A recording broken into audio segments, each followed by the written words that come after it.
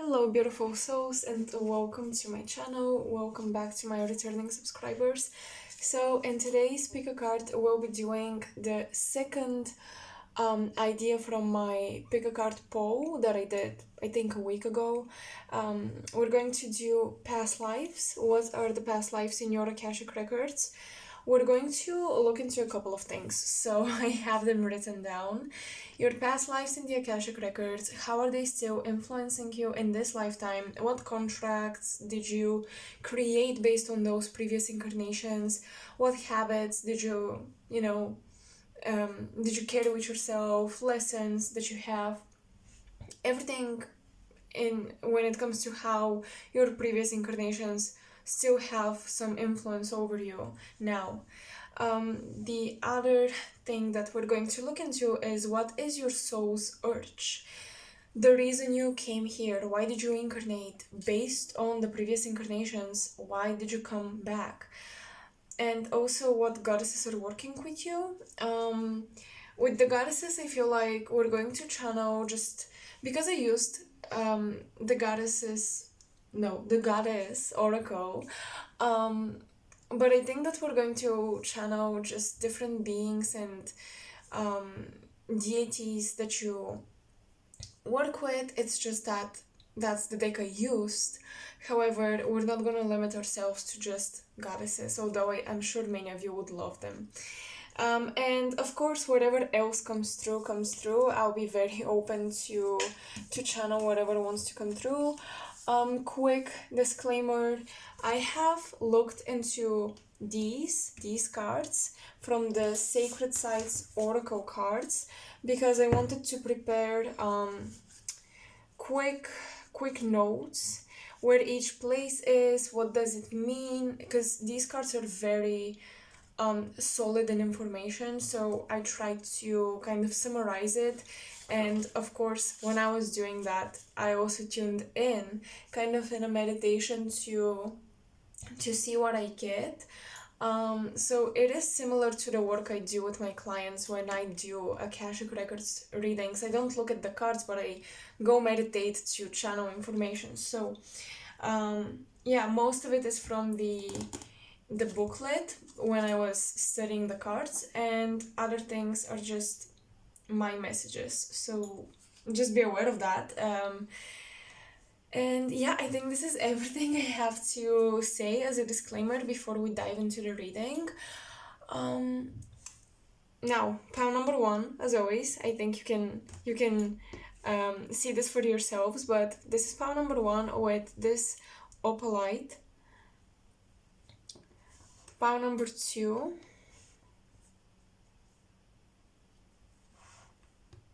I'm sure you cannot see it from here. I don't know why I'm doing this.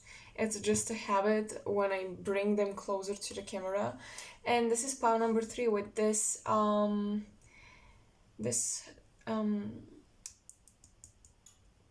I believe.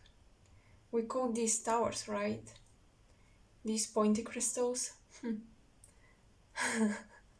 Anyways, this is gonna be pile number three, so you can pause the video, meditate upon the cards, which I highly recommend, and I always say it, and you may think that it's just like kind of a parasite phrase that you just say because, but I actually do mean it. It's not part of the introduction, it's not habitual.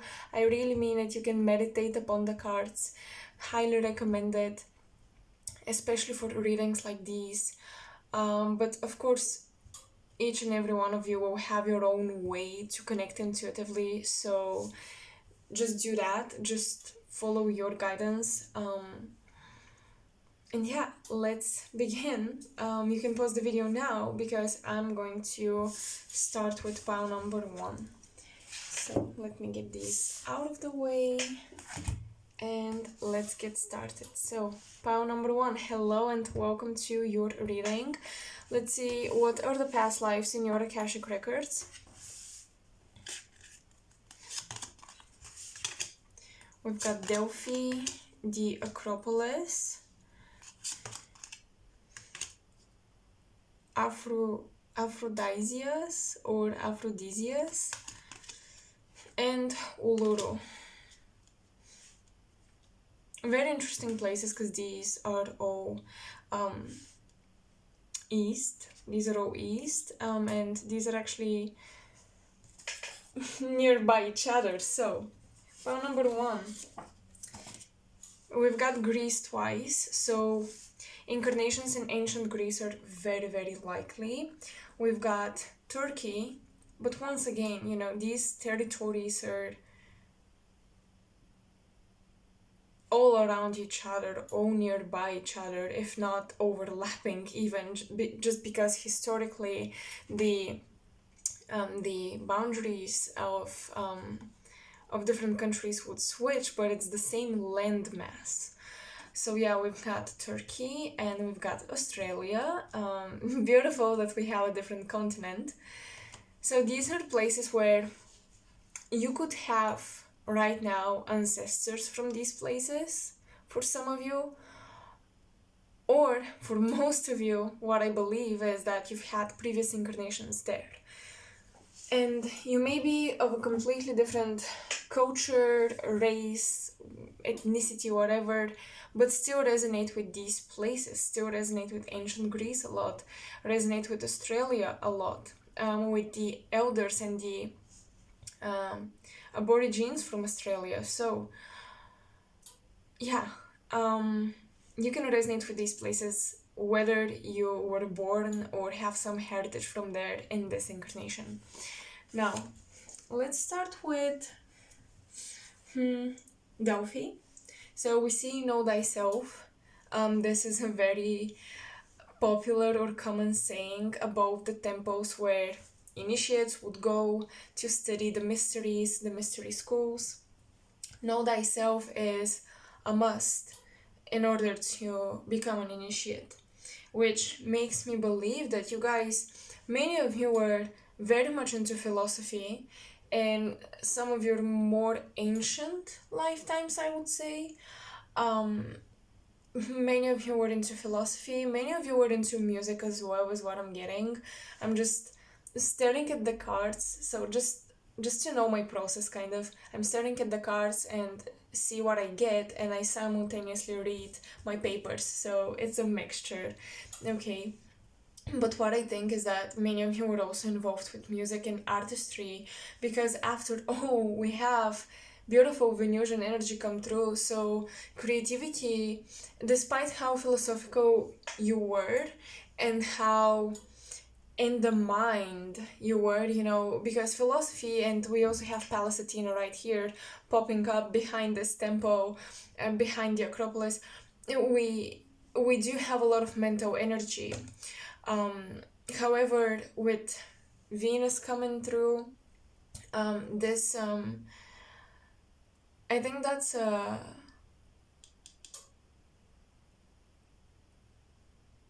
I cannot think of the word on top of my head, anyways, but I know what this instrument is. But yeah, we have this, and it's like, despite how mental you were, despite how much the crown and the third eye were operating, you were still influenced by this urge of creativity and love and recognition of beauty.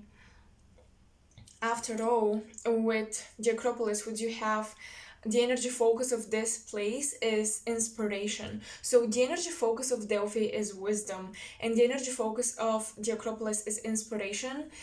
And I think that these mix very well together.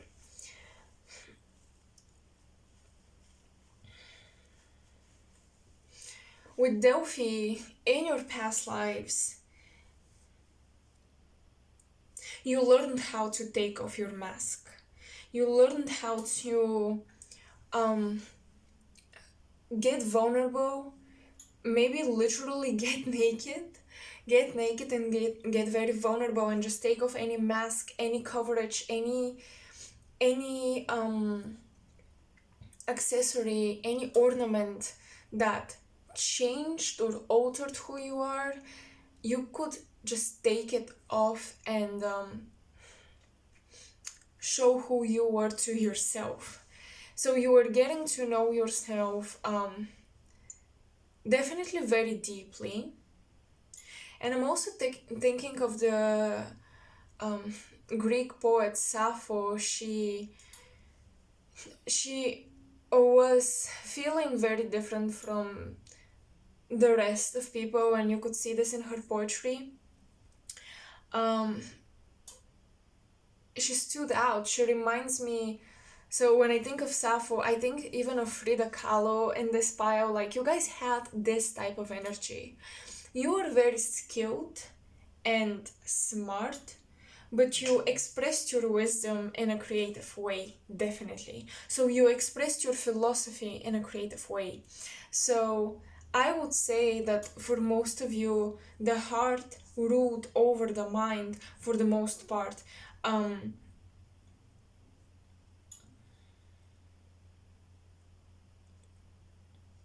and in your past lives, maybe the way you expressed yourself was a little bit problematic, was a little bit misunderstood. Um, you could carry a lot of Aquarius and Pisces energy mixed. Um, Even a little bit of Taurus and Leo in here. I'm gonna throw this in because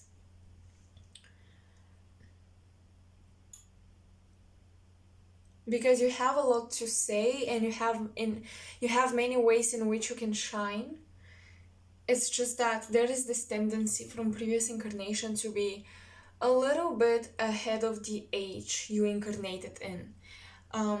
So no matter how philosophical or smart you were, people had hard time recognizing this, is what I'm getting here through the cards.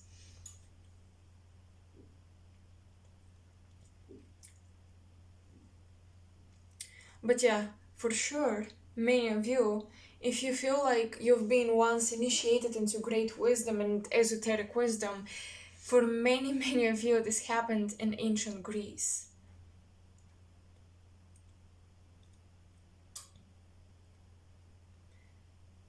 And many Greek philosophers, let's not say many, but important ones, they brought wisdom from Egypt. So I feel like you guys may resonate with the Egyptian ways of doing things and everything, but you experienced, to me, what I see in the cards, you experienced this in ancient Greece. It's just that you guys were culturally enriched and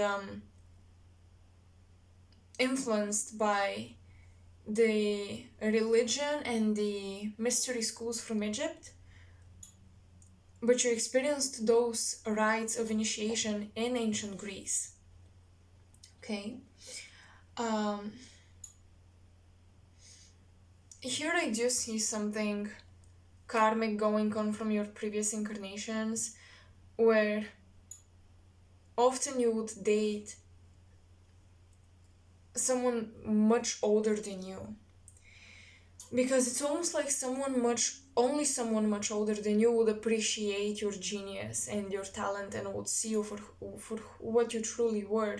Only someone much older or much wiser would actually be smart enough to recognize your true nature.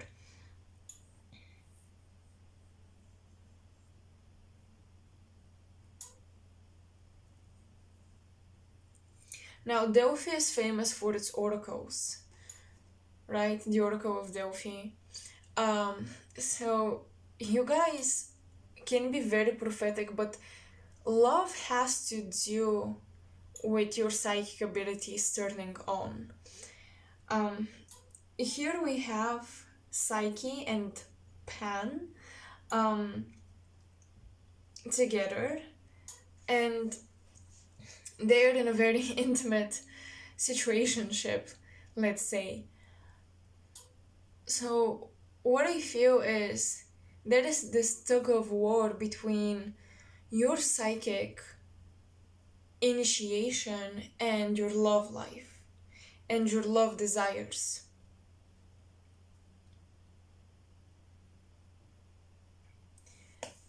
Oops. This place talks about feminine sexuality, fertility rights, belly dancing, unleashing this side of the feminine that is sexually empowered. So I would say that many of you have lifetimes where you felt like you had to suppress one aspect. So how I'm actually seeing this is you had these beautiful incarnations where your sexual freedom was appreciated throughout these fertility rites, throughout these initiations with certain goddesses of love. But after those incarnations, later on, throughout your cycles, you would come into ages where this type of feminine freedom would not be tolerated, and then you had to suppress it. And this is where I'm getting this message about feeling misunderstood with your gifts, with your even with your prophecies, with your psychic abilities, because for many of you who are watching this, your psychic abilities have so much to do with your creative nature.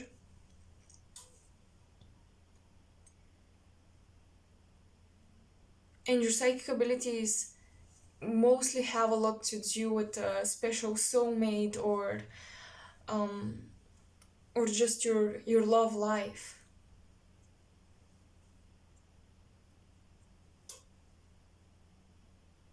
And I feel like you guys dropped from lifetimes of freedom, of expression, yes, still being a bit misunderstood, but at least you could do whatever you want. You dropped into places where there was a lot of oppression, is what I'm actually getting here. And in this lifetime now, presently, you have a lot of piled up energy in your sacral chakra that wants to burst, out of you. It just wants to come alive, show up.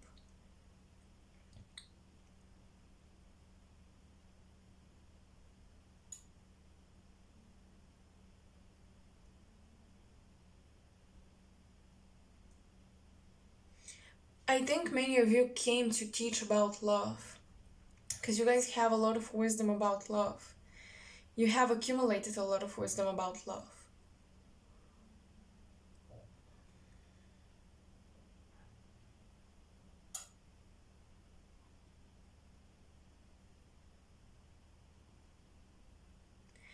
It's just that I'm sensing your previous incarnation provoked some fears around the way you love, so you started to learn how to hold back and essentially alter the natural way of loving people that you had. You altered it to fit in somewhere, somehow. And after this alteration, because I think that some of you would feel like your love life is kind of messy. How come you know so much? You have so much wisdom about love when your love life is messy. I feel this is because throughout lifetimes and lifetimes you would try to adapt and you would try to change yourself. You would try to suppress your natural urges. Another thing that I see here. So it is very, very important to unleash those urges, follow them, act upon your passion.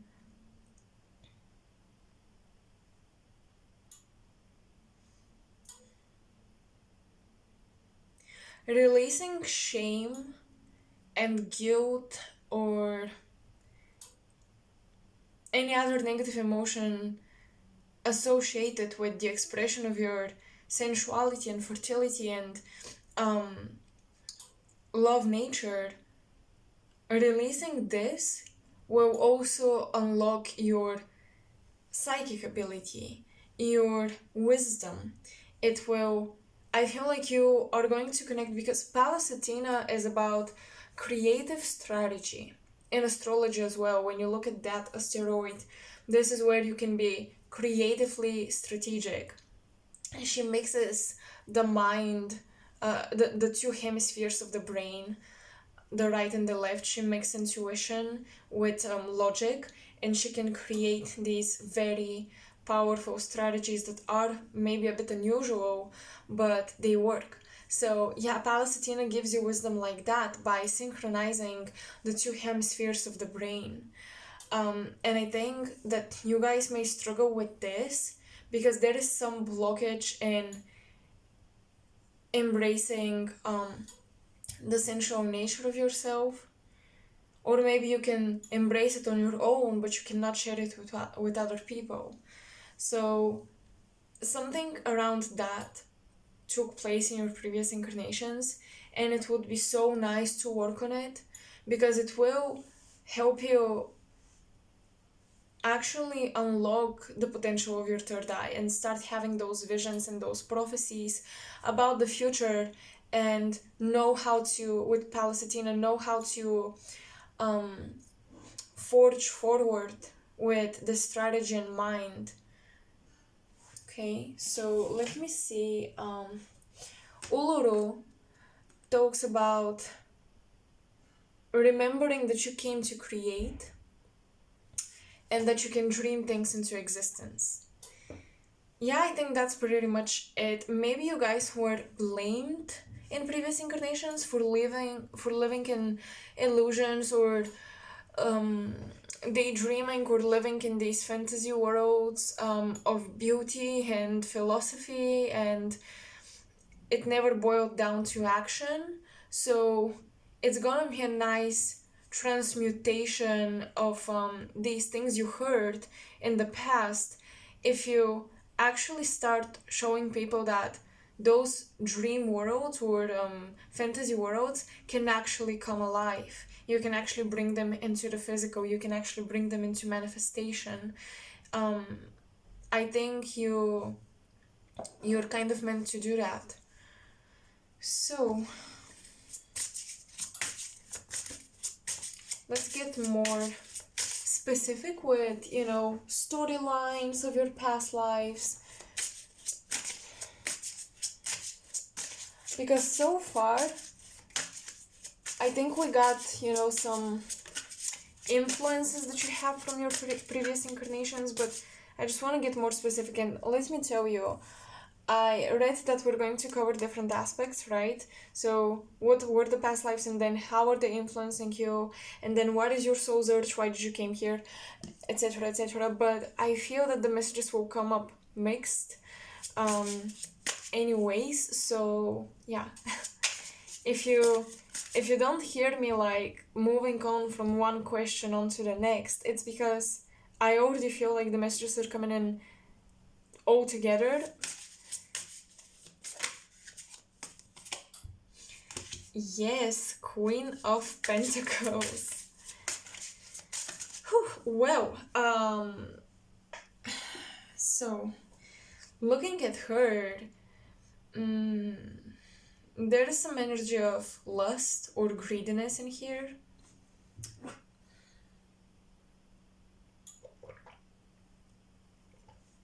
Excuse me.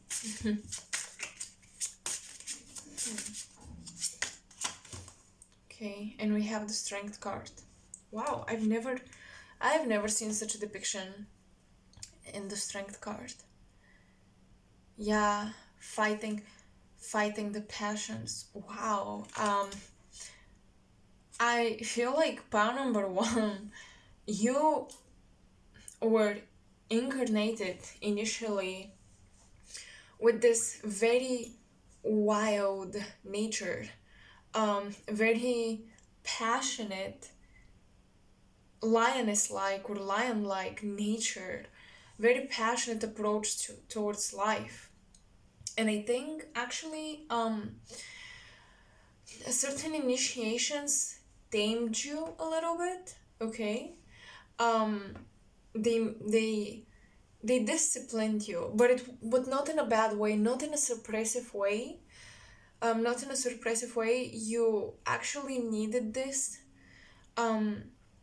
discipline or this taming of your passions, so you could control better and focus and direct your energy, because deep exaltation and passion about something, that is a lot of energy we're channeling right there. And learning how to discipline it is actually a way to focus it, not a way to suppress it. But you know, the thing with you is, I feel you're training how to tame that energy and focus it, make it practical and fuel a desired goal or outcome with this energy. That's what you're training for. But again, in your next incarnations, you would incarnate in places where that was heavily suppressed. So this is when the suppression came, and that's why now it feels like you have a lot of piled up energy in your solar plexus and the sacral chakra that wants to come out and come alive. With this Queen of Pentacles, she reminds me of Kali. She has her mouth open. She reminds me of Kali because the opened mouth, I sometimes would view this as a representation of inversion or death, or just some, let's say, some nasty entities. But here with this Queen of Pentacles, I'm actually feeling a rebellion against tradition. The Queen of Pentacles is an interesting card in tarot because you could view her as traditional and nurturing, but at the same time, from the perspective of how many feminines you would see having this much abundance and ruling a kingdom, or a queendom, shall I say. Not many. So the Queen of Pentacles, as much as a traditional sign or card it can be, because it's earthly energy, and earth represents tradition. Here, specifically in this deck, with these skulls, my intuition is telling me this is a rebellion against tradition. This is like tearing places down. So some of you could have been rulers or put in a position where you rebelled against the norms, and maybe you created the necessary wars because you were driven by passion that has been suppressed and it wanted to come alive.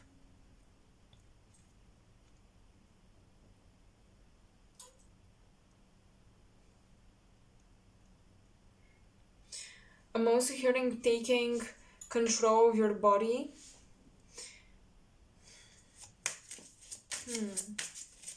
That's interesting. Give me a second here with these. How did I want to take control of the body?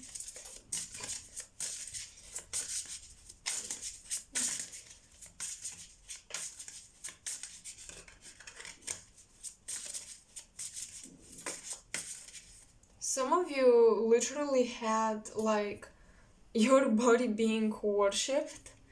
You could have been, I don't know, maybe throughout these rites, fertility rites or whatever, honoring goddesses of love and fertility and passion.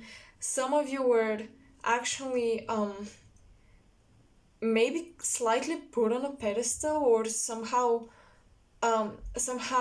put on a higher rank where you represented the goddess embodied, and people worshipped your physical body. So this is something I see, and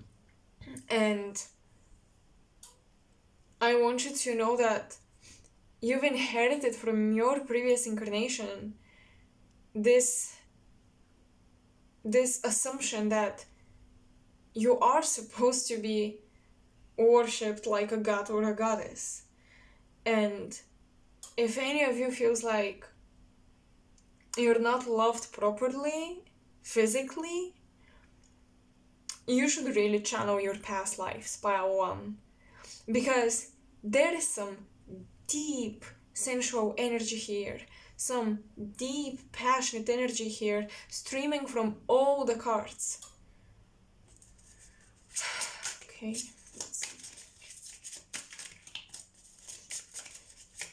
But I do see that some of you had incarnations where you didn't make smart decisions about wars, and you were either a leader of an army or the ruler of the kingdom yourselves, and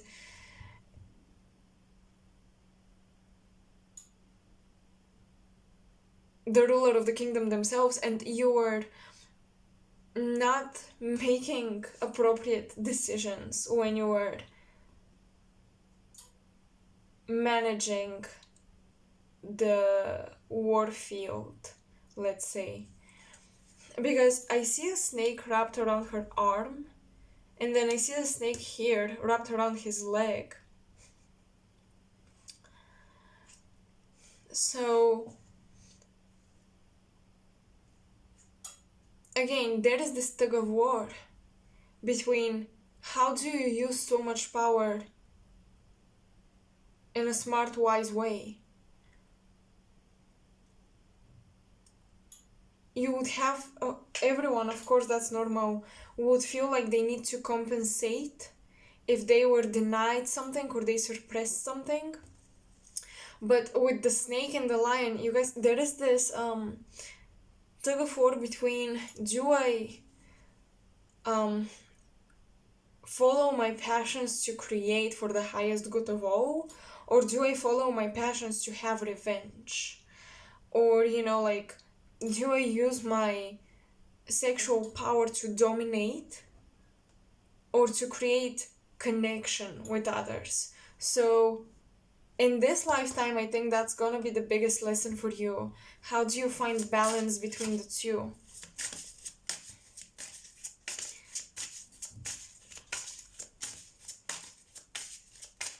Because passion is a very powerful emotion, a very powerful energy to work with, but it can be a bit dangerous if you let it go out of hand. Probably that is why you guys have Palestina, and you have the Know Thyself in saying from the temples in Delphi, because this is about using your power wisely. Don't fall into the urge of domination or revenge. You may have soul contracts with people that really trigger you and make you want to have revenge, or make you want to see them fall because they made you fall once or twice. But you, pile one, will have to overcome this urge.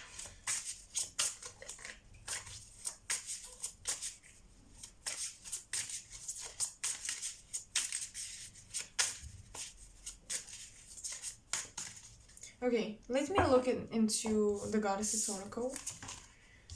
Oh my goodness, I was going to say this reminds me of Sekhmet because she was the goddess of love, sexuality, fertility, and war. And you actually have her.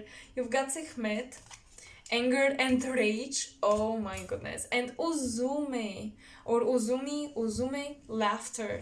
These are total opposites. Okay, yeah, so pile one. You are, once again, very passionate people, very driven people, very powerful people. But sometimes you have to learn, because with passion and power, what comes alive? The ego. So you have a lot of snakes as well. The snake represents the ego, but also the potential of the ego to be shed and removed as the snake sheds its skin. So you guys have to do that through laughing at situations that make you angry, that make you feel like you were misunderstood and people should understand you properly at all cost. the desire to prove yourself maybe, or to make sure everyone saw your greatness. These desires, these needs for validation should be laughed at by yourself, like laugh at yourself and find peace. And because I'm hearing your passion can kill, and maybe it killed you in some of your past lives. Maybe you guys were in forbidden relationships. Maybe you cheated on the king or the queen or whatever, and that got you killed.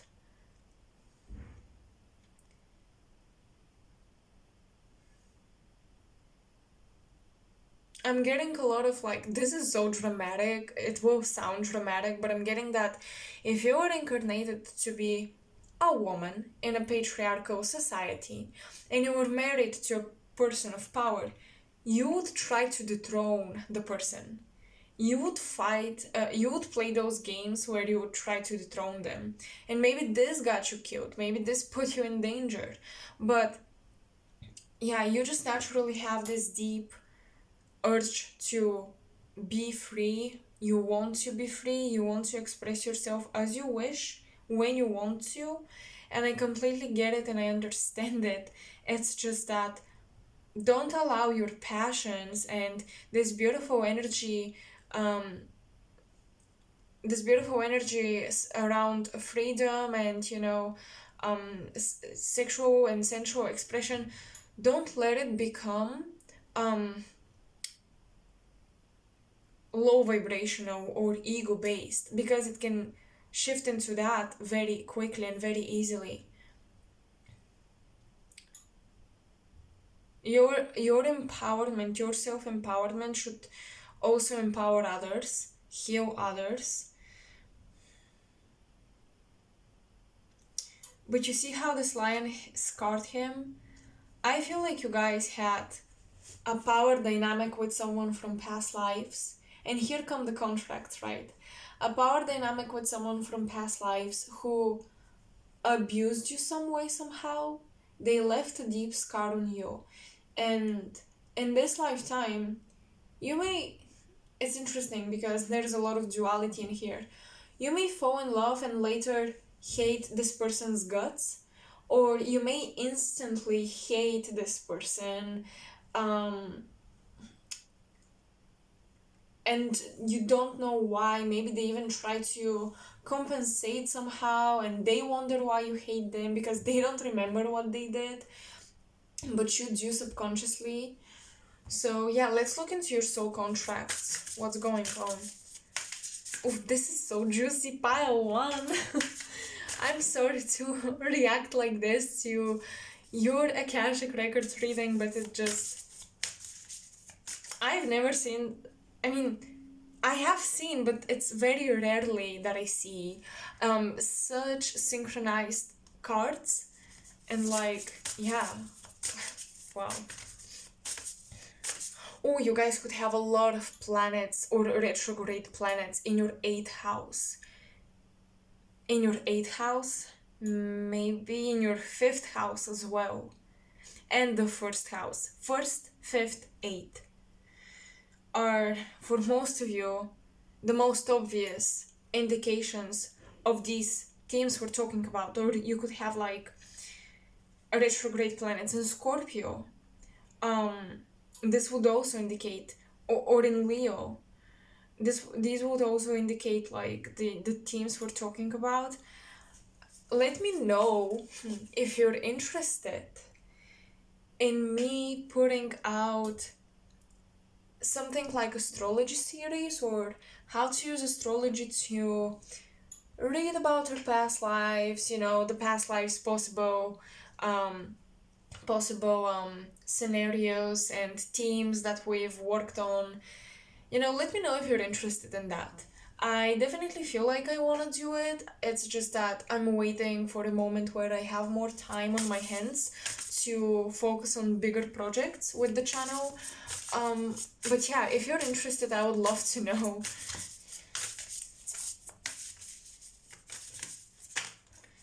I will always do tarot and read cards because I love it so freaking much. But I study so many things. I definitely want to explore and show you guys new levels of information and experience with the esoteric world and the divination systems. So yeah, I just wanna share more with you.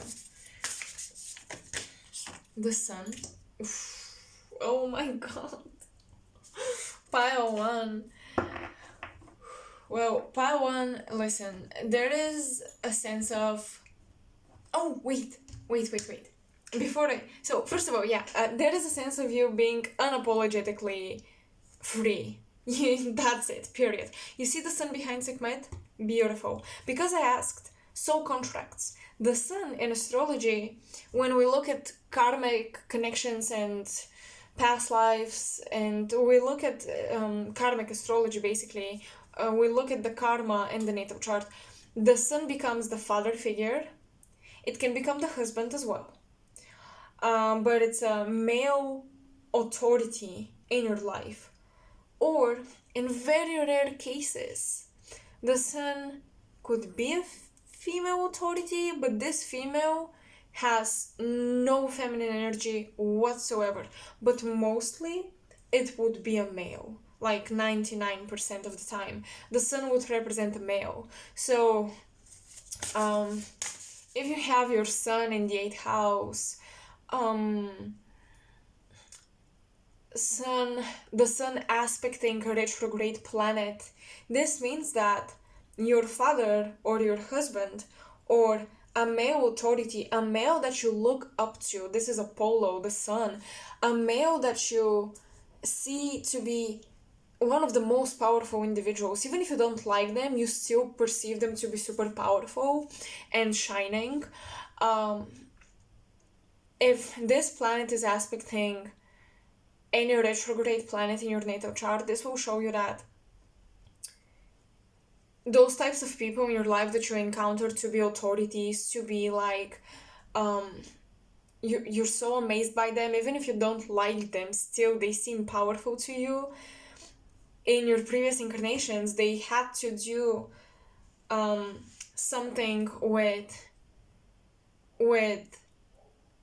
the teams, the retrograde planet, or the house it's located in implies. So, for example, if your sun, because for many of you, I feel like you may have like the sun opposing your 5th house or planets in the 5th house or the 8th, this would indicate that people of authority in your current lifetime, in previous lifetimes, you had some sensual interactions with them, you had some power dynamics with them going on, and they shine now, but subconsciously you want to dominate them back because in past lives you were merging with them in all ways, in all senses.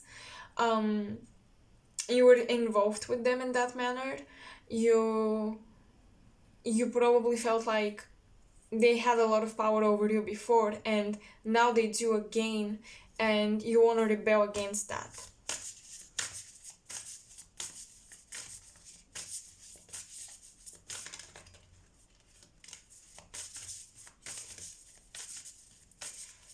So you have karmic contracts from your previous incarnations. Definitely, the authorities in your life now, like, don't get weirded out because that's just how it works. But maybe your father figure, authority figures, a husband that is maybe much more successful or in a position of power, any male in a position of power in your life, you had some sort of a relationship with that person before. Okay. And based on the cards, I feel like you were in competition with this person. But it was, you were in love, but at the same time competing.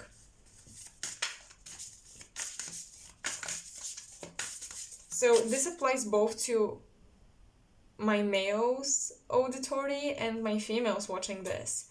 Because in your past lives, you don't know what gender you were incarnated in, right? So, yeah. And you need to understand also that our relatives in this lifetime, they were not our relatives maybe in a past life, so we could have romantic relationships with them in previous incarnations. And this created lessons and weird energies between us that we may experience now, but of course it doesn't mean we see them in this way now, obviously.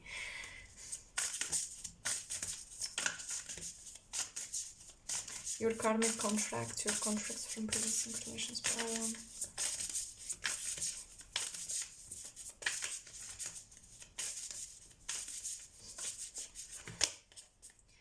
Oh my gosh, Sagittarius expand.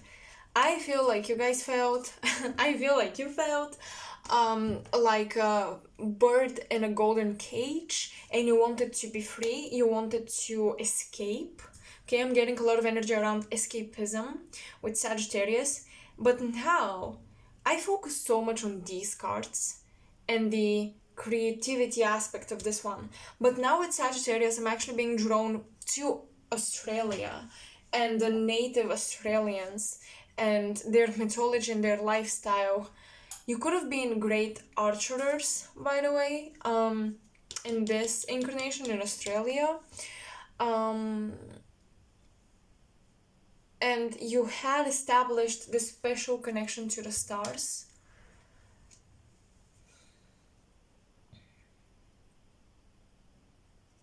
You traveled. You essentially felt very free. And the opposition here is that you have so much power to be, you have so much potential to be powerful in the material world, in the world of hierarchy, but at the same time, your soul has deep contracts with people who are very much freedom and nature oriented, and this creates this push and pull or this hate-love relationship with abundance and a position of power that could be offered to you. With Sagittarius, you have a contract to teach. I'm getting about what truly went down behind the scenes historically, behind the scenes religiously. You had access to see what actually happened in the temples, in the mystery schools, in the churches or cathedrals or wherever, behind the scenes in the castles. So you got to see that. You got to see that. And I feel like with Sagittarius, you're supposed to expose this truth. You're also supposed to expose the truth about some controversial things. This will very much free you and unleash you from any shame, guilt, pain, feelings of restriction. I think that this would be the most satisfying thing you could do, Pile 1, to expose the truth about taboo subjects or, sugar-coated historical events. Because in your incarnations in Australia with Sagittarius, first of all, I'm seeing you guys smoking something. Yeah, weird, I know, but I see you smoking, so I don't know why I'm getting that you guys, some of you may have like, I'm seeing this friend of yours, I'm actually seeing a male person, just very chill and very, chill, spiritual kind of in their own way, and wise, like wise person, but they're at the same time very down to earth. And I see that you guys had a great friendship in a past life as native Australians, and you would smoke and go hunt together and play together, laugh. It's such nice energy. And this person, I feel like, of course this is not for all of you, this is for some of you, specific message here. Your friendship, they're like your guide, but they're very down to earth, because this may be one of the few people that don't challenge you in any way. You don't feel threatened by them, or you don't feel like you have to compete with them to protect yourself, to defend yourself. And you really feel like they're such a comfort zone for you. They're your guide. That's why they're guiding you back to your peace, your zone of comfort, they're guiding you back to your natural, they're guiding you back to nature, honestly, back to nature, back to the natural rhythms of your body. They're showing you how to be more laid back and relaxed, and just channel this pure wisdom that you have opened your channels to in many incarnations.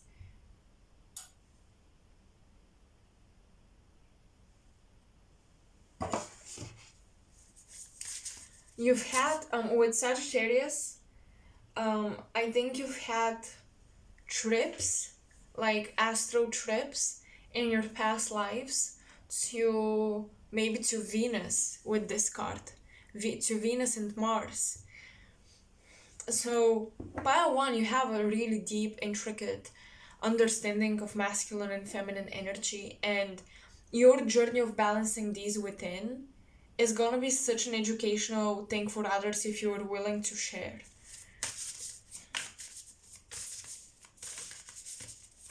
Sagittarius is another card that represents, the animal and human nature mixed. So it's like animal instincts and human mind and logic and discipline are battling within you. You could have even also had incarnations in an animal form, is what I'm getting. You know what's possible? You could have been like a horse or a lion or something, and you could have had a human friend. So in one of your lifetimes, this is of course again not for all of you, but for someone out there, because it's a general reading, and this nature within you is always battling.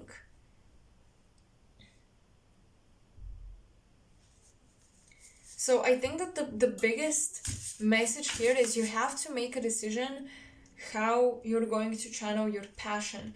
Are you going to channel your passion into ascension, connecting with your spirit, transcending the animalistic nature? Or will you dive deeper into your ego? Because animalistic nature is all about the ego.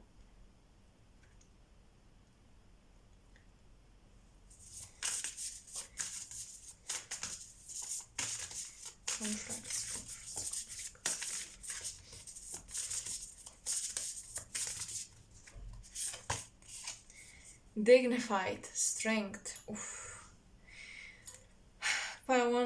What can I say? It's just, you guys are just powerful. That's it. It is as simple as that. You just are very, very powerful.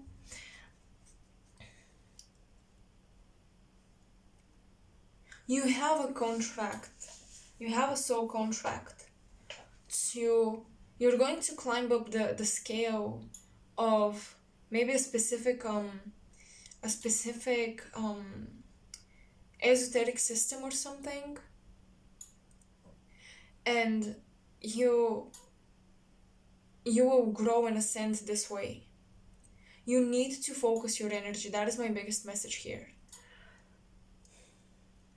So you guys are working with Sekhmet and Uzume,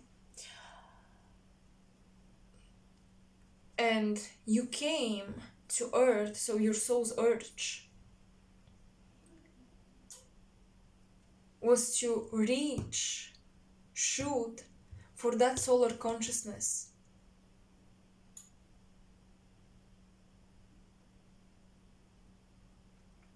meaning to illuminate all of your angels and demons, become aware of them. You really came to illuminate yourself.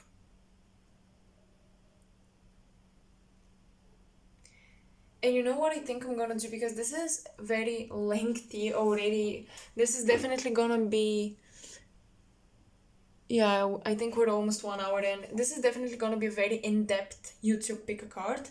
But I will continue with your soul's urge in an extended portion of this. I just randomly decided to do it this way. So yeah, if you are capable of, affording a symbolic price, I try to keep my prices as low as I can with these extended readings. If you can afford that, you can go and check an extended portion of this reading on Coffee, where we're going to dive deeper into why you came here.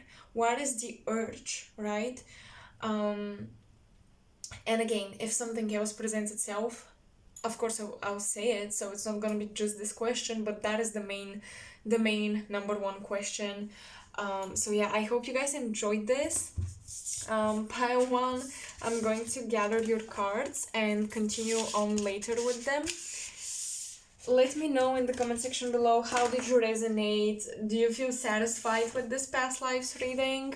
Do you think there are different approaches to channel this type of information, like different questions I could ask, so I know for potential future readings how to improve them? So yeah, definitely let me know in the comment section below, and thank you so much for spending this much time with me. I highly appreciate it.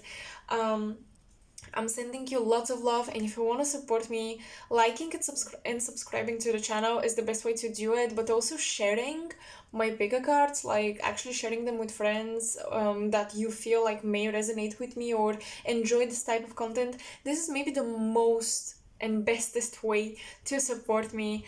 So I would be very grateful if you do that. Thank you again, and I hope to see you soon. Bye. Okay, pile 2. I think I want to cleanse really quick from pile 1 before we get into your reading. Wow. Okay, it's super interesting because pile 1 was very fiery and everything, and you guys are coming in with such gentle, soft and smooth energy.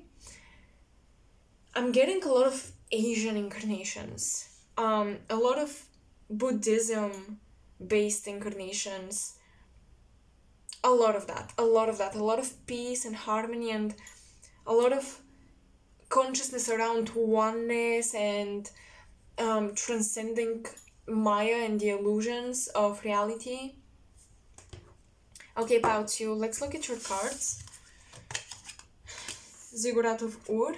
Okay, Shamanka, Anuradhapura, okay, and Glastonbury, okay. So, quick disclaimer, if I pronounced any of these incorrect, I'm sorry. And yeah, the quick disclaimer is I have my papers here, so the energy focus of Glastonbury is blossoming. The energy focus of Anuradhapura is transcendence. The energy focus of Shamanka... Why didn't I write this down? Is it shape-shifting? Well, we'll look into the oracle later. And with the Ziggurat of Ur, we have sexuality. So yeah, let me see really quick with Shamanka. This is in Siberia, Russia. This is of course Babylon, that territory, Egypt, those territories. You have Sri Lanka, and we have England, I believe. Yeah, this is England. So, quickly, let me look at the energy focus of Shamanka.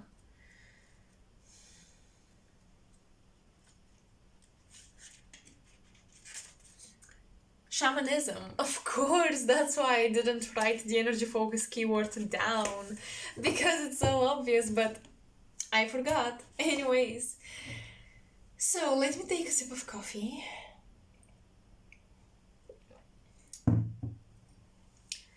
And let's dive into it.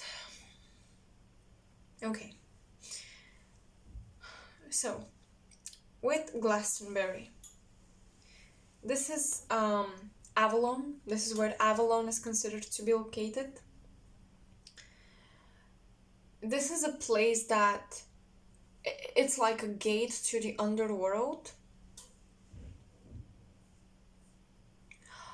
And I know why I had vision of this soothing energy of water that I told you about. I was like, the previous pile was so fiery and you guys are coming in with this soft energy. It's because I had a vision of an ocean like that, of ocean waves. And now that I'm reading my notes about Glastonbury, it says, the Grail Maiden, Holy Water, Divine Feminine, and something I channeled here was the Oceans of Agartha, so Inner Earth. So I believe you guys had incarnations as inner earth beings, and you may remember these advanced worlds, but it's not like Atlantis necessarily, it's not like Lemuria necessarily, although I am getting actually Lemurian incarnations for many of you, but I'm getting inner earth. Okay, you've had incarnations in Agartha or inner earth, you've visited there.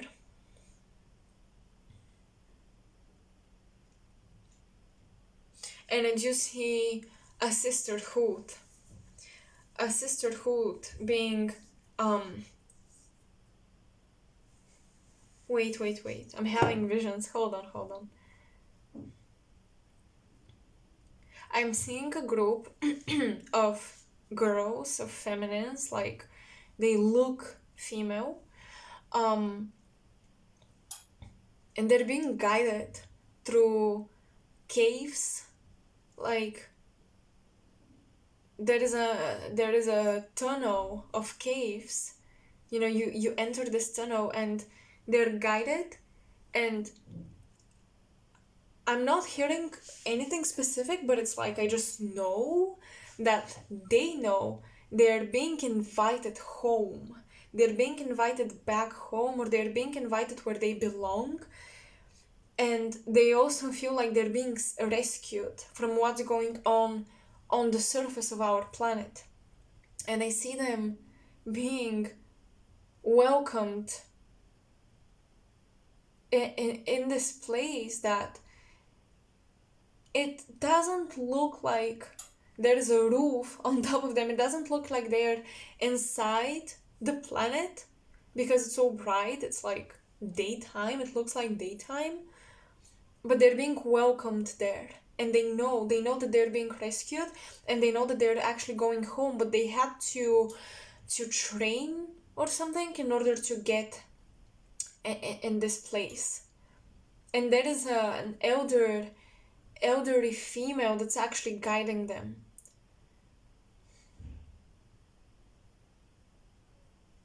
So I feel like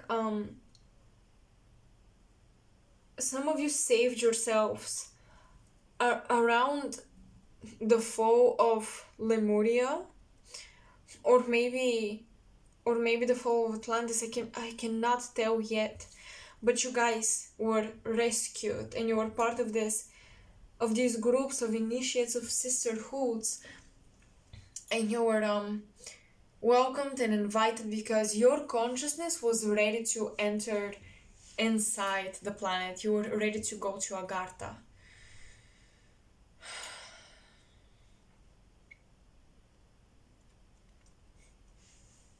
Okay. In this pile, from your past lives, you definitely have twin flame contract here, because Glastonbury talked about Archangel Michael and Bridget, the goddess Bridget, and Bridget is the twin flame of Archangel Michael, actually. So yeah,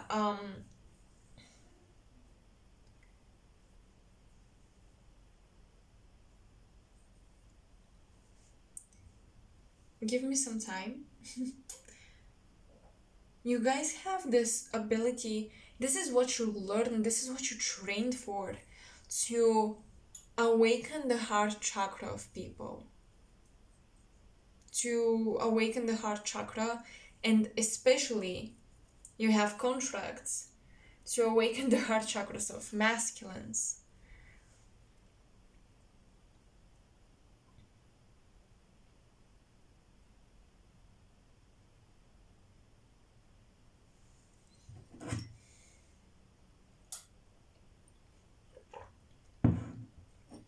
I'm also hearing giving birth, giving birth in a sacred way. So I feel like in inner earth, or somewhere in a cave or something, like it's almost like there is a pool or a small lake or something in that cave, and this is where you would go to give birth to a child. There was a very sacred ritual you used to follow when it came to birth giving. Some of you were the midwives, in a way. I cannot think of a better word. I feel like you wouldn't call this in that age. But yeah, you were like midwives um, in those sacred rituals.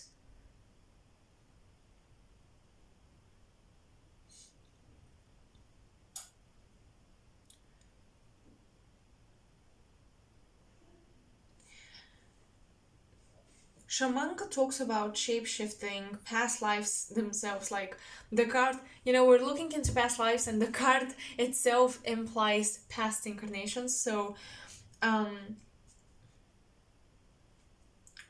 Shamanka talks about our connection to the animal totems. So, if any one of you is interested, by the way, in shamanism, reading about the significance of animal totems, and spirit animal guides, definitely read more in depth about this. This card is calling you to do that.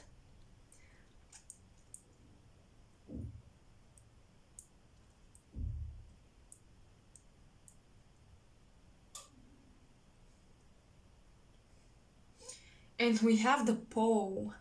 The power symbol on the card is the pole. Maturation of the planet. Wow. So, in your previous incarnations, you were literally channeling Gaia. You were literally channeling the planet. And I think you guys survived through the pole shifting. And that is why you went underground in those tunnels into the inner earth. You were one of the lucky ones to, be spiritually advanced, to be initiated into this knowledge, and to be taken there. And you survived the pole shift by being rescued in Agartha. That's what I see.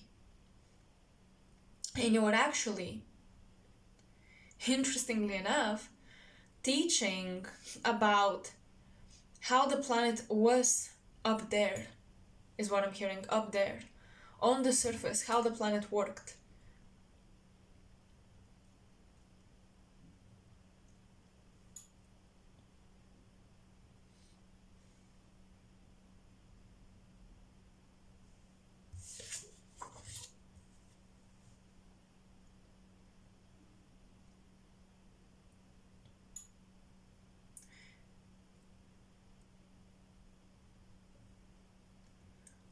I am hearing you trained how to let go of your physical form.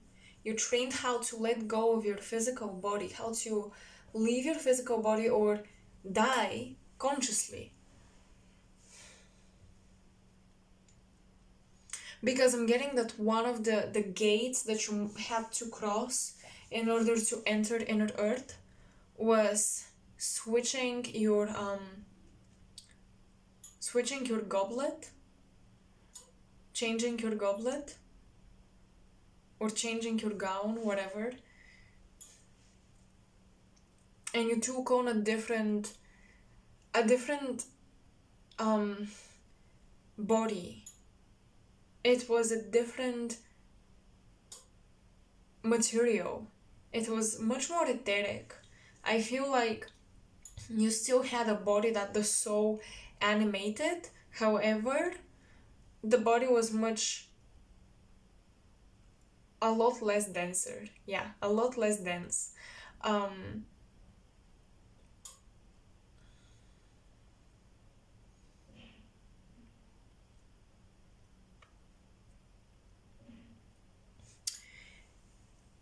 Here we have themes about transcendence of cravings, passions, and desires. We have the lion people indicated in here. So I wrote down Lyra. Lyra definitely came through. A lot of you have connections to Lyra, the credo of life. Um, I find Lyra to have this feminine shamanistic energy to it.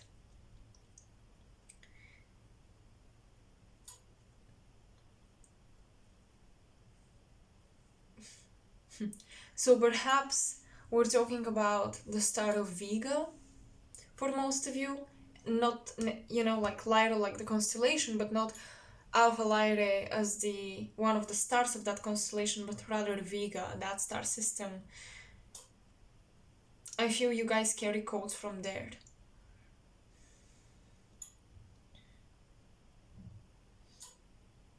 So in your past lives, you did learn and you did train how to shapeshift. I think that many of you actually shapeshifted between bird-like creature and then aquatic or water creature. You shapeshifted between these two.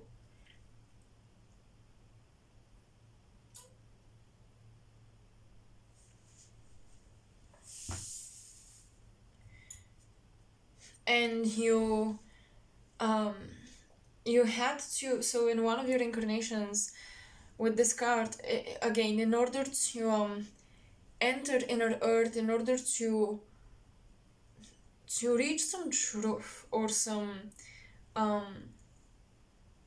pass an initiation, you had to really give up from a lot of the material things in life. You gave up food, you gave up a lot of things. You became I told you guys I'm sensing Buddhism, and I even forgot like the cards that I pulled for you. So yeah, definitely you became very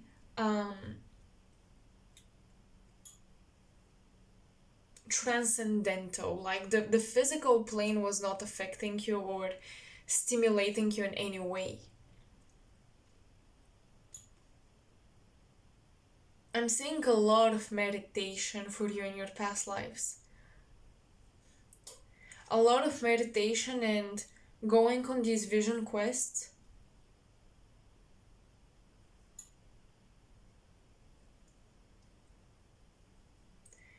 You guys definitely have, as I said, incarnations where you were these ocean or aquatic beings. And you carry memories even from other star systems where you were an ocean, a water being.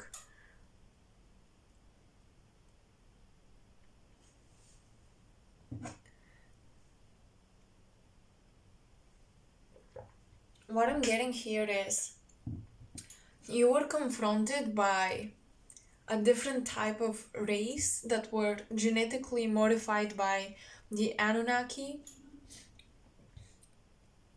So it's almost like you encountered hybrids while you were the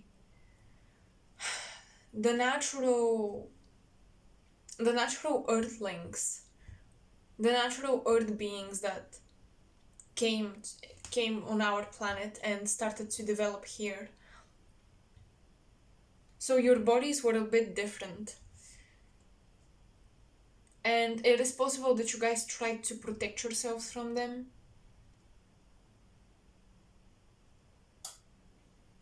Some of them came to you to study, um, about psychic growth and psychic development. Others, however, were a bit violent. So perhaps you guys were hiding from them. You were putting a lot of energy barriers to protect yourself. So what I think is you guys inherited from your past lives how to protect yourselves without hurting someone else. How to put boundaries and barriers energetically without hurting the person. You learned how to make yourselves invisible.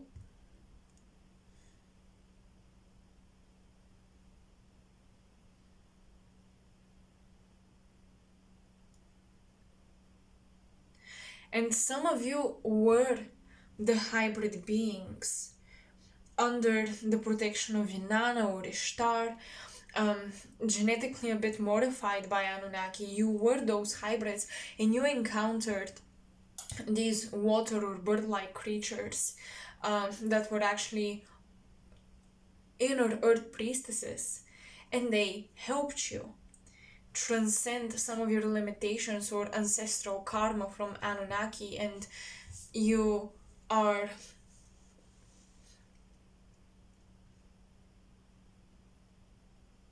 you're still on this journey to outgrow.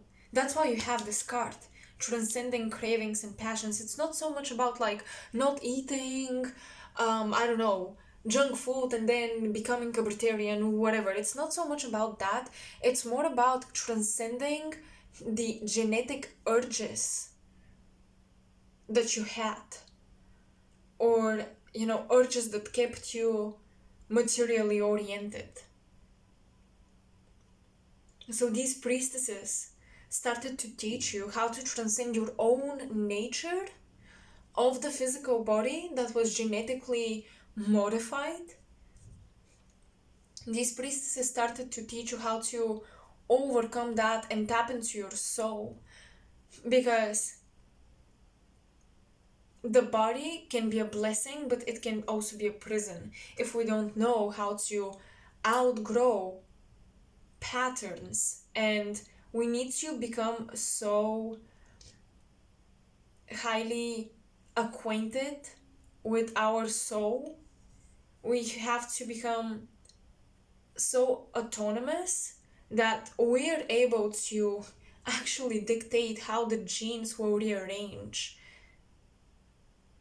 And I think these priestesses helped you transcend your physical form that was enslaving you.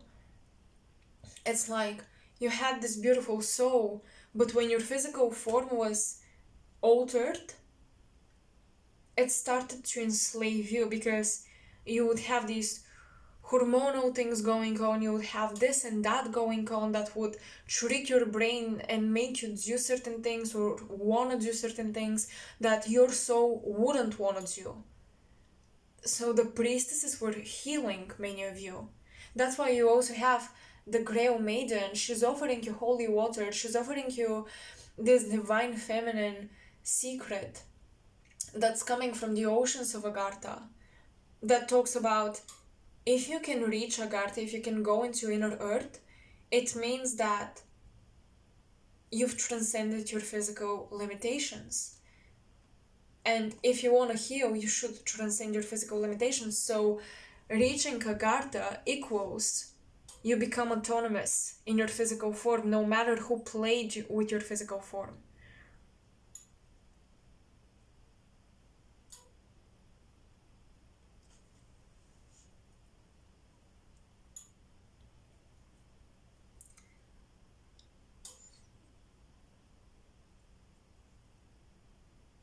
That is why you also have shape-shifting, because you literally shape-shifted your body from one genetic modification into my body reflects my soul.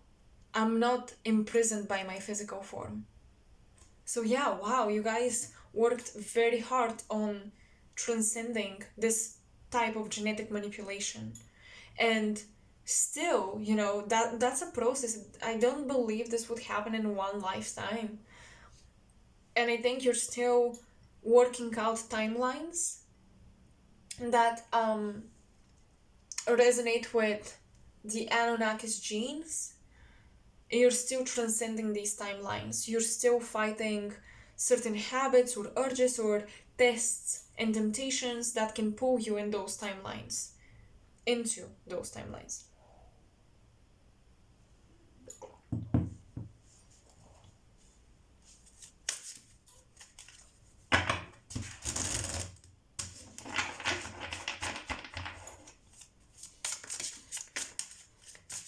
I see, for someone here,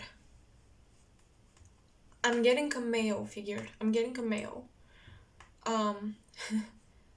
And for you, I really feel like this message is just for one person.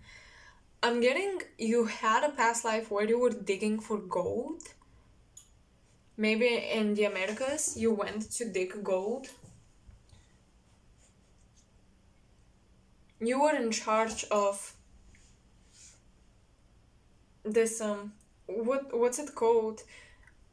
Gold fever? I'm not sure if that's the correct expression, but like this desire, to find gold and get rich. And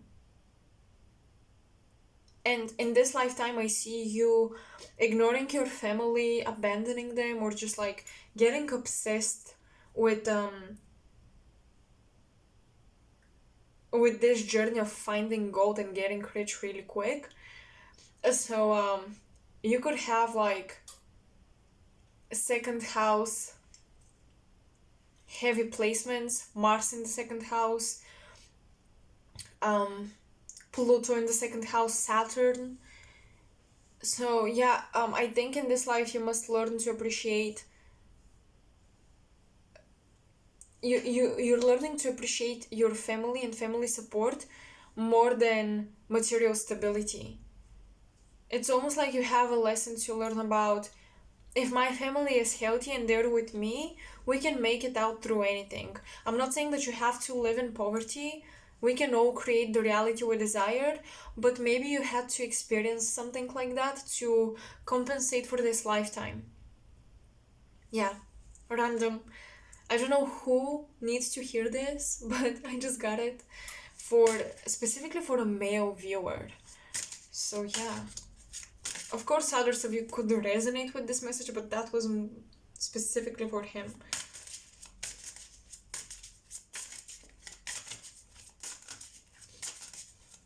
I'm getting A and M for you. So these letters, M, A, J as well. These are the letters I'm getting.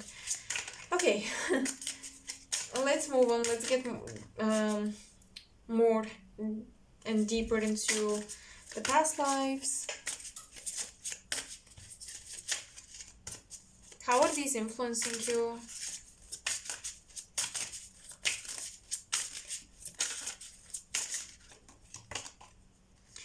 The Fool reversed. Wow, and the Justice card. Okay, hold on. I'm gonna remember it's reversed, I just wanna look at it.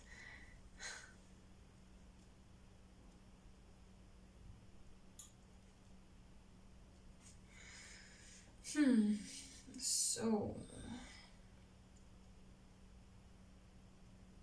I don't know what tricked you to believe you're not worthy of something, or you're not worthy to be in a certain position or on a certain level of consciousness, like, yeah, that cannot be me, type of energy.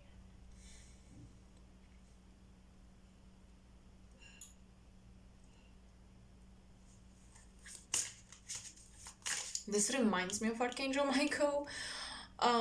So I'm getting that you have accumulated respect from your spirit guides. Oh, I'm gonna do, let me know if you would be interested in that, but I really want to do a pick a card where we see how your spirit team and ancestors think of you and view you. I think that's gonna be interesting, but you guys have gained a lot of respect from the spiritual world, and they're protecting you from any trickstery, any deception. Oh yes, oh my gosh, you guys.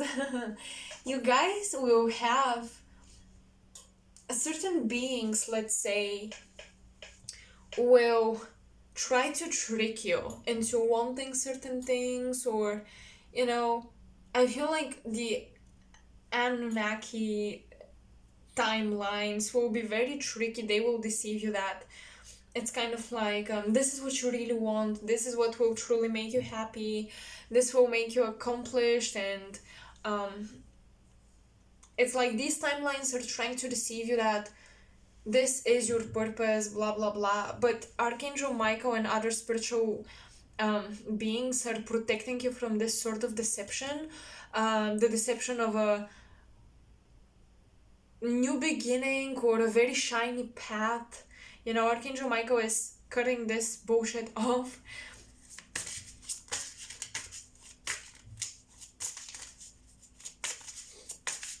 So this is how these past lives are still influencing you.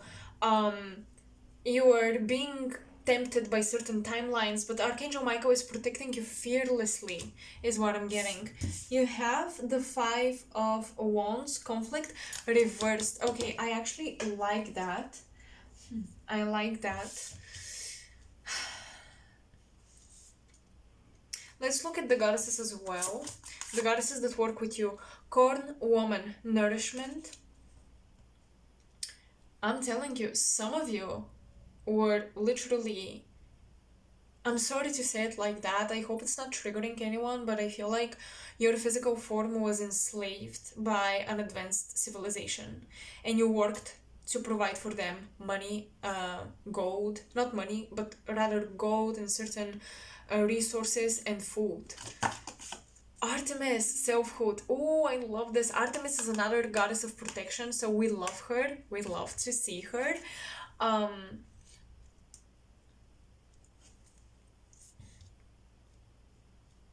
With the Five of Wands, what I think is happening is you're learning how to transcend the conflicts you had in past lives. Like, you've reached a level of momentum where you are transcending these past life conflicts. You are transcending the inner battle. Yeah, you still have some temptation and stuff, but you see how both cards are reversed? And you have Archangel Michael fiercely working for justice and karmic balance. He is saying that pile 2 have done the work. They have done the work. They have proved what timeline they want to be on. So they have proved they choose their higher self. They have proved they can overcome these temptations.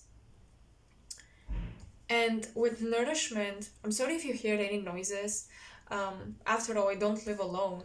But with the nourishment card, actually, this goddess is working to nourish your soul, is what I'm picking up on. It's like the more you connect with your soul and spirit, and you overcome this genetic influence or alteration, the more you transcend it, the more you're gonna be nurtured and nourished, because your soul and your true purpose will nourish you so much more than any other shiny illusion. And that's what I'm getting here. Actually, don't get mad at me. I think you won't. I think you won't get mad. But I wanna read about the corn woman from the oracle, from the guidebook, because I just wanna respect the culture and the mythology behind this goddess, because I'm not very aware of her. So yeah.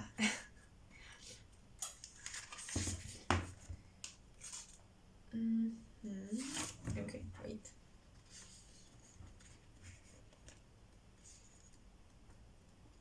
Corn woman. Let's see. Where is it? Okay, here she is. So, mythology. Southwestern indigenous aboriginals and Pueblo peoples, the Arikara, Pawnee, oh my god, I cannot read these, so I won't even.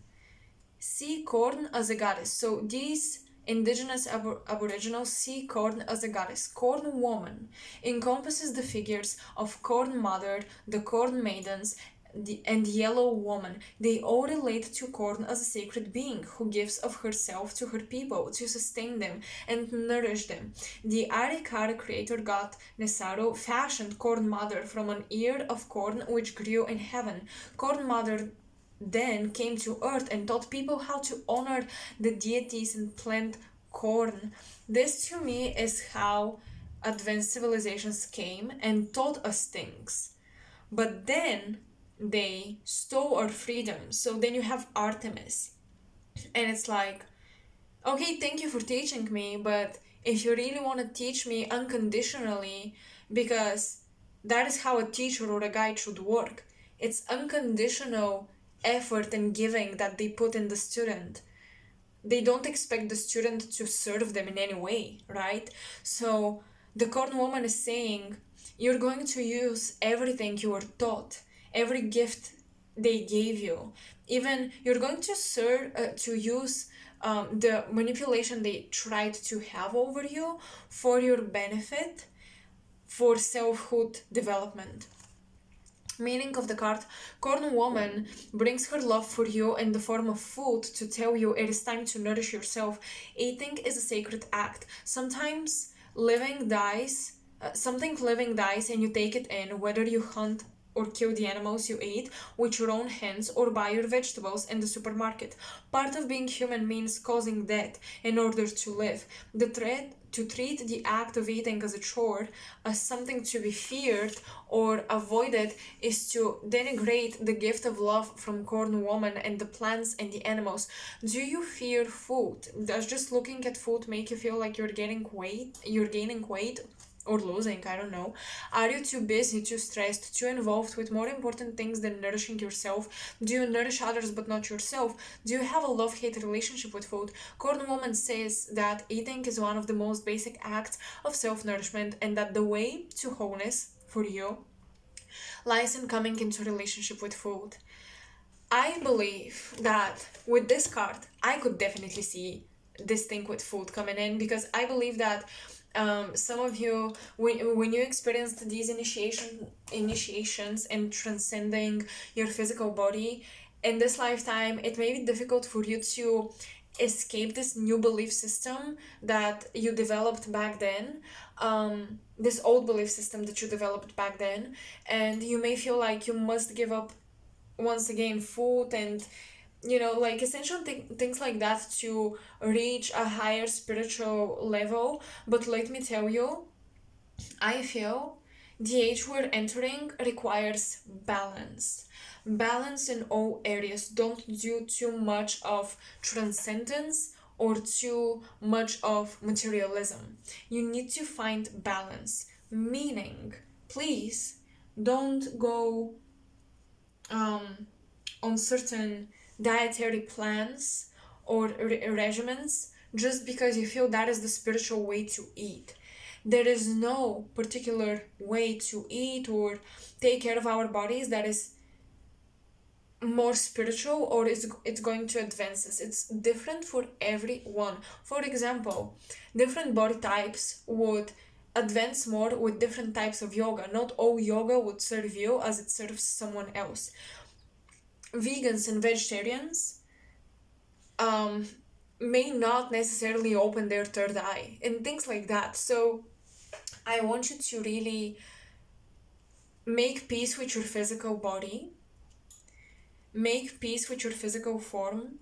If you experienced any alteration in your physical form, like getting things in your body, maybe you were forced into it, who knows?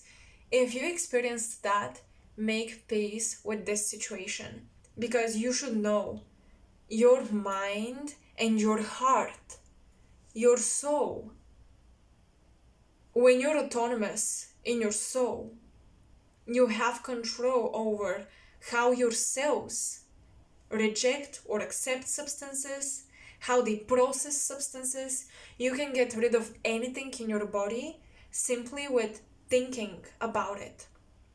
So it's not just about, like, for example, you're eating only vegetables and fruits, and this is the most holy diet ever.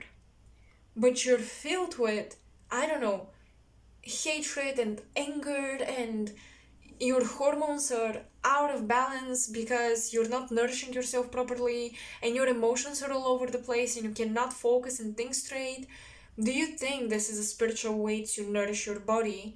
Do you think this will open your third eye? Do you think this will help you transcend any physical alterations forced upon you? I don't think so. My point is, you gotta do what's best for you, and you gotta know that the way you think and the way you operate from your mind and from your heart will always, always, always, always be much more powerful than anything that happens with your physical body, with your physical shape. Okay? And I'm saying this because I feel someone needs to hear it. Of course, if I'm saying it, it means that someone needs to hear it, and someone needs to know that your soul will always be free. Just like you did it before, you're doing it again. And I actually feel like some of you guys have your past lives being repeated. You are repeating history. You are repeating history where an alteration, maybe genetic, based on, for example, you're forced to move to a certain country, to a certain environment, and maybe we all know that epigenetics are influenced by your environment, by your mental state, by your emotions. So you're forced to live somewhere, or a physical alteration and influence is forced upon you. This is exactly what happened before in your previous incarnations.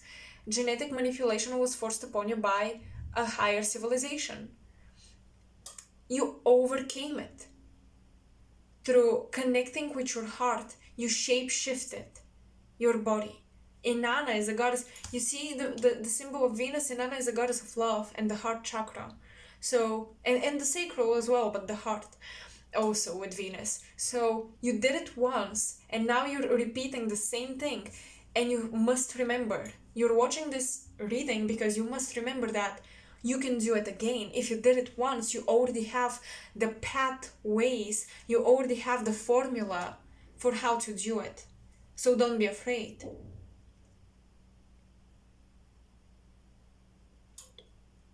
You must remember that no matter who and how hard they try to enslave you or control you through physical manipulation, nobody can get to your spirit, ever. Ever. You're fully autonomous in your soul, and your soul can change your body. Period. That was my rant, and I think someone needs to hear it. And you have two fierce protectors, Artemis and Archangel Michael.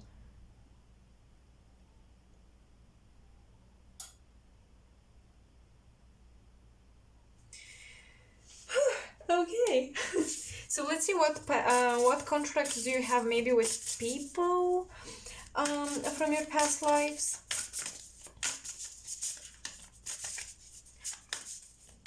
That manifest in this incarnation. And in pile number 1, I decided that because these are becoming very, very long readings, I really dived in depth because I just got so interested in what I can channel for you guys. It's let's say I've been inspired. Anyways, I'm going to dive into the last thing we wanted to cover, the urge, your soul's urge. Why did you came here?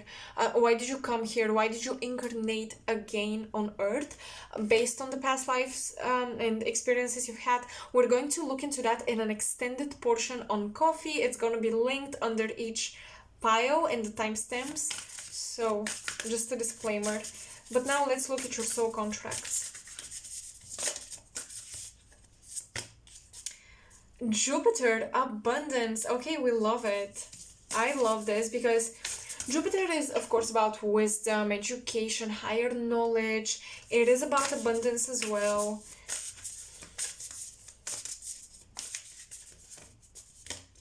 And Taurus, cultivate. Ooh, okay. Listen, let me tell you. You have a contract, maybe with a teacher, okay, with a spiritual teacher, or with your mother, with Taurus. You have a contract to start appreciating the blessings. There is someone who will teach you how to appreciate material blessings. There is someone who will teach you how to enjoy indulging in Earth and Gaia. You guys have a contract with the planet herself. You have a contract how to learn to enjoy this physical experience, to enjoy your body, to enjoy your 5 senses.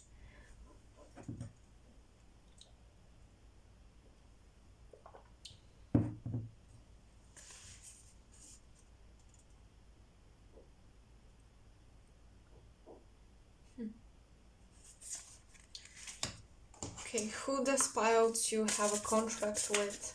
So yeah, you could have a contract with someone with strong Jupiter placements, Jupiter in the 2nd house, Taurus rising, Jupiter in Taurus, of course, Sagittarius people. I'm getting someone with a Taurus moon here, and the Mars. Oh my goodness. Okay. Okay, Mars. This is like,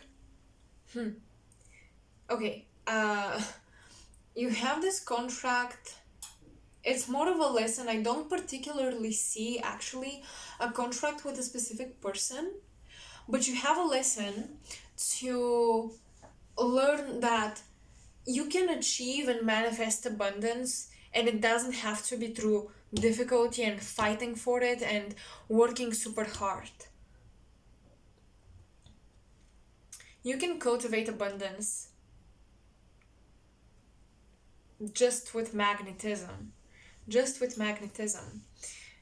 Of course, yeah, others of you have this lesson to overcome laziness in order to achieve your dreams.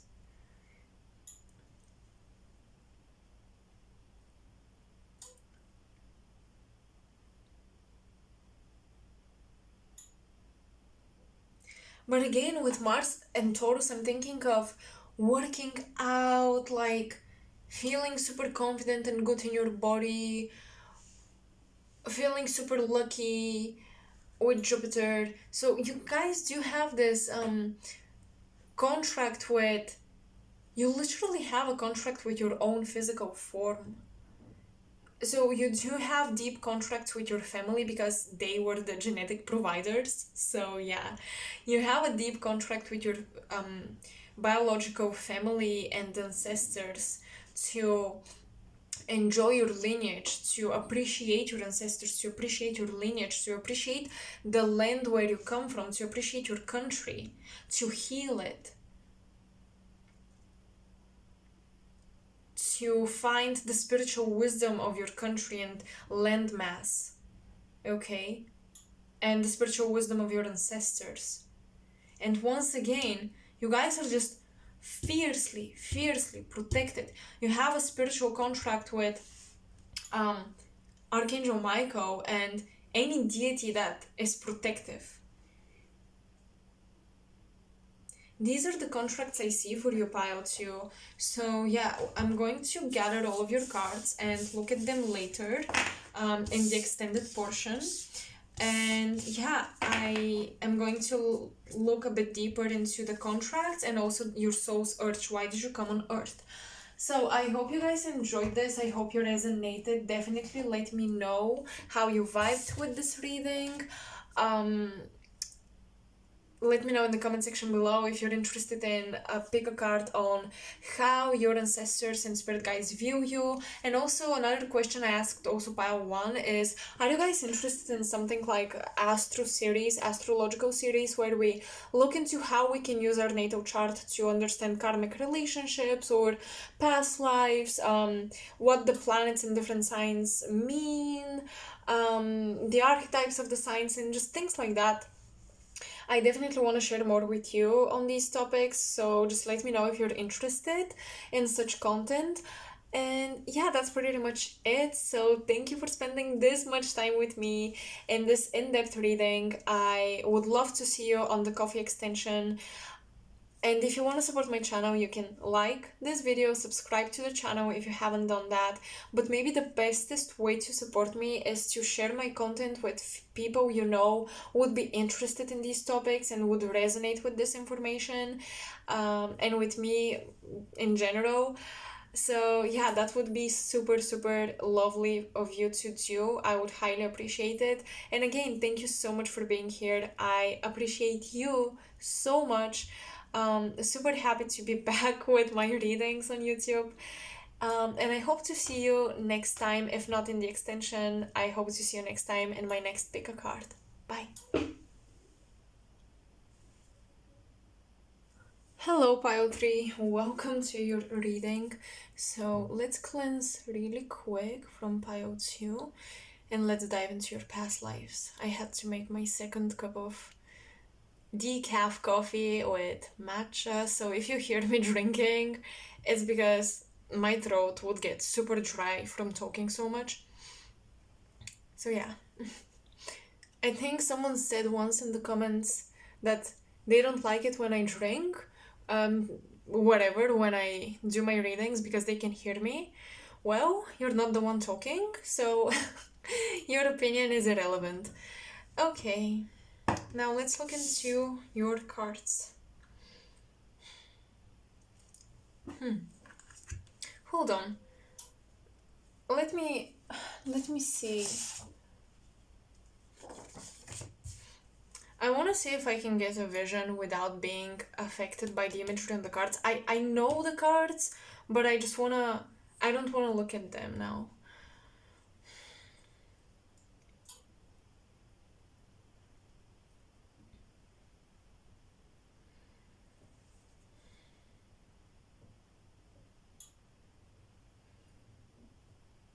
I'm hearing the Rosicrucians.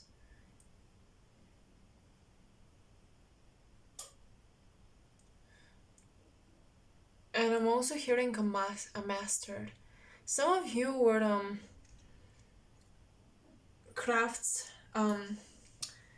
Some of you were into crafting things, craft masters, and you passed down your knowledge onto the younger generations in one of your lifetimes, more recent lifetimes, I see.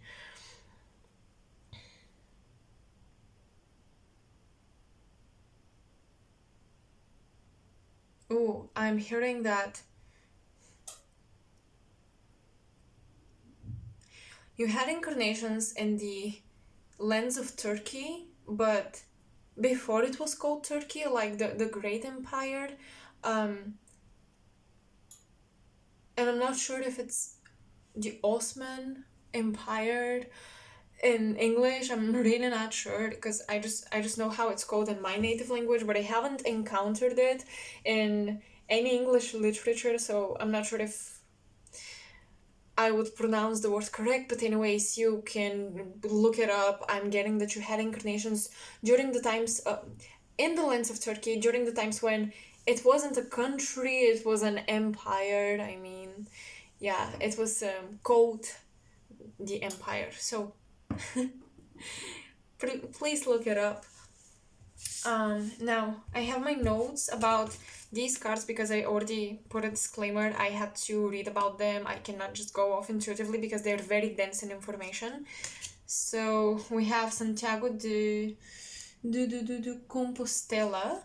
Okay, this is Galicia in Spain. We have the Grand Canyon. We have New Grange. And we have Göbekli Tepe. This is in Turkey as well, so I'm putting this first. Like that, okay.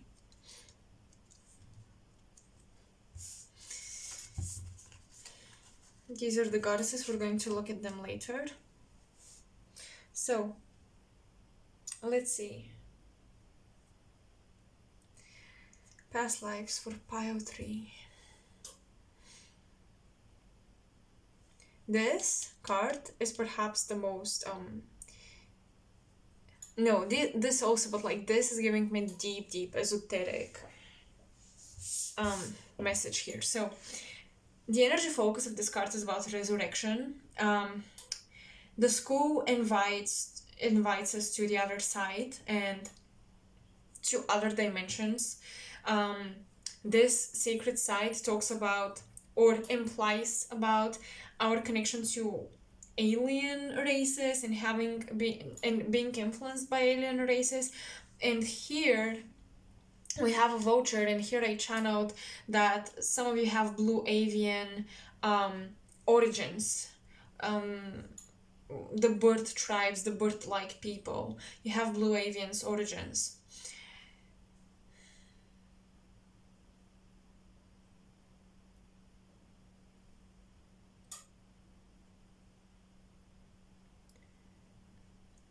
What I feel is that you guys had incarnations where you would hear stories about the great ancient times when we were talking and working and connecting with the star people. I feel like some of you may not have necessarily incarnations where you personally encountered the star races or whatever, but you heard about it. That's how I'm getting it, okay? So some of you may resonate with, meeting them and everything, but what I'm channeling here is just you listening about these alien races and the star people, more so, the star people.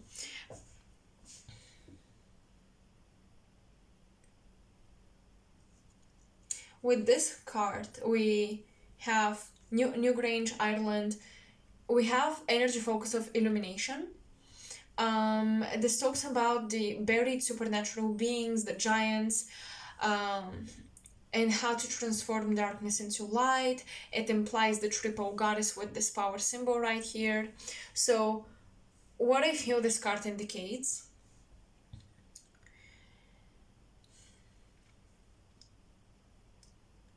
with the giants,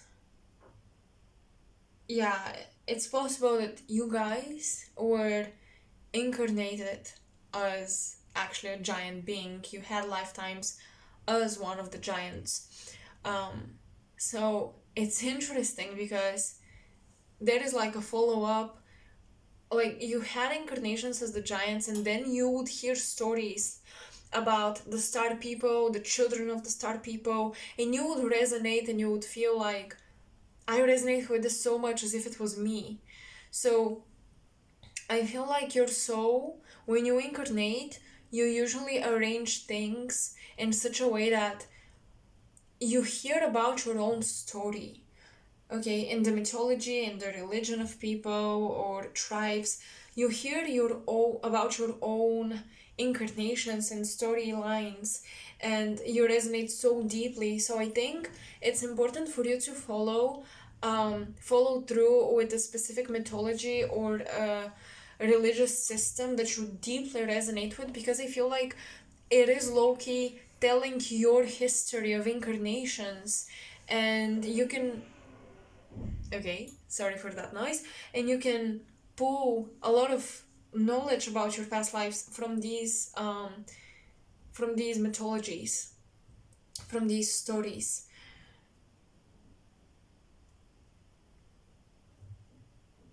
Again, be careful with the ego. Maybe you weren't, like, I don't know, maybe you were not Jesus Christ, but perhaps you were part of his of the people around him, close to him, whatever, just an example. So yeah, if you resonate with a specific mythology, you could really dive deeper into it and try to see how you fit in the story.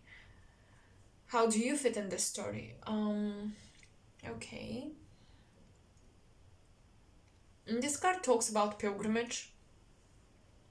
It's about the journey. It indicates the dark night of the soul and reconciliation. That is the soul, the energy focus of the card and the sacred side is reconciliation. So what I feel is you guys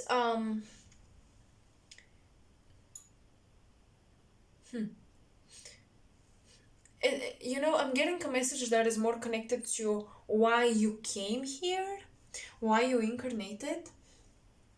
I'm getting that you are really gathering pieces of your story throughout different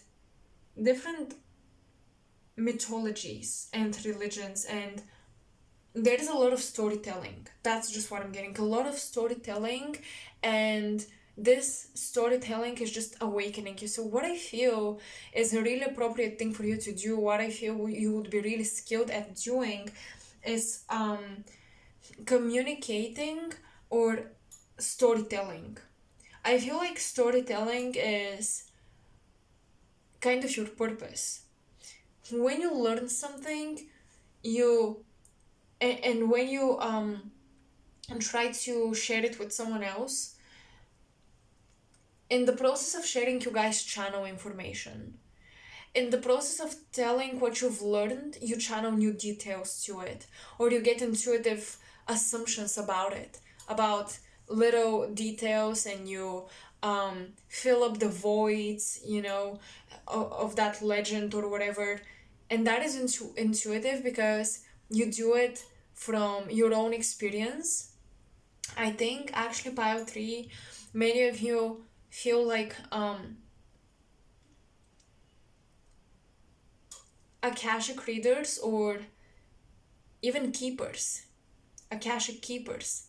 You had many incarnations where you would be told things and your teachers, your gurus, guides, whatever, would tell you, keep this secret. This type of history is not for everyone. And I think you guys were involved in some societies in more recent incarnations around the 15th, 14th century, some societies in the church. You were involved in that, and you would be told to keep the true history of humanity and the true agendas of governments, keep it secret. So you guys were protecting certain secrets, you were keeping them from the masses. So you could have been involved in secret societies, or you could have been involved with the Vatican, with religious institutions. Maybe you guys were scientists in secret, like during the Dark Ages. Maybe you were scientists or occultists and scientists at the same time, and you were hiding your knowledge. You were hiding your knowledge because, of course, you wanted to remain alive. But many of you, I'm getting this energy from past lives where you would let me remove these crystals. You would excavate archaeological findings. You would dig into history books and try to find the truth. So a lot of research, you've put a lot of research into finding the truth. And what helps you is that you were part of major historical events on this planet, and you were also part of tribes that were keeping this history and this knowledge. Just a second, wait.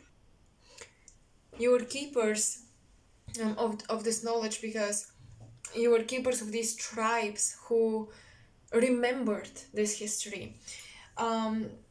And yeah, there's a lot of like secrecy to protect yourselves, to protect the information as well, because you know, the more widespread something is, I'm all about let's bring the truth to the surface. But the more widespread information is, the more altered it can get. Why? Because everyone has a subjective take on it. So that is just normal, but that is one of the reasons why you kept certain things secret. And later on, of course, I'm channeling these incarnations where you were part of certain societies and institutions, and you had access to knowledge that the masses did not and could not access. Um, so in this incarnation, perhaps you would compensate by um, exposing truth, which this reminds me of, I think, Pile 2 had this message, I think. Um, but honestly, what I see is that you guys are supposed to teach by building some system, build a school, build a system, do a lot of research, and use your past lives to as your advantage, because you can intuitively discern which information is accurate and which is not.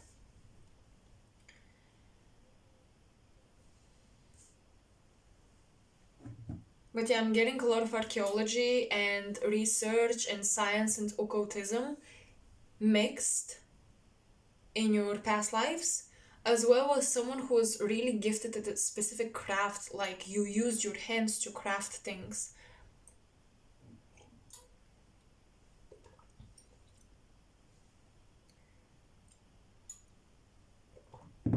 I want to read about the Grand Canyon really quick because I have a note here, read me the world. So let's see. West, west, west,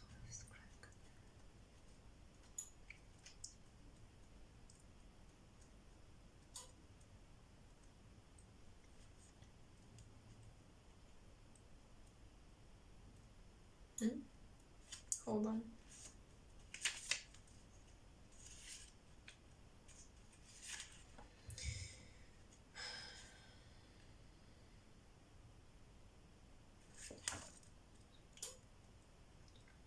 Okay, so the middle world.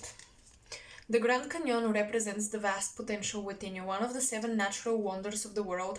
It lies within the land of the Hualapai, or people of the tall pines. The pine tree, an evergreen, symbolizes peace, harmony, creativity, growth, and immortality. Do you have peace, harmony, and creativity in your life? Why not? Do you suffer from traits of excessive masculinity in yourself or others, which include being aggressive, controlling, refusing help, blocking emotions?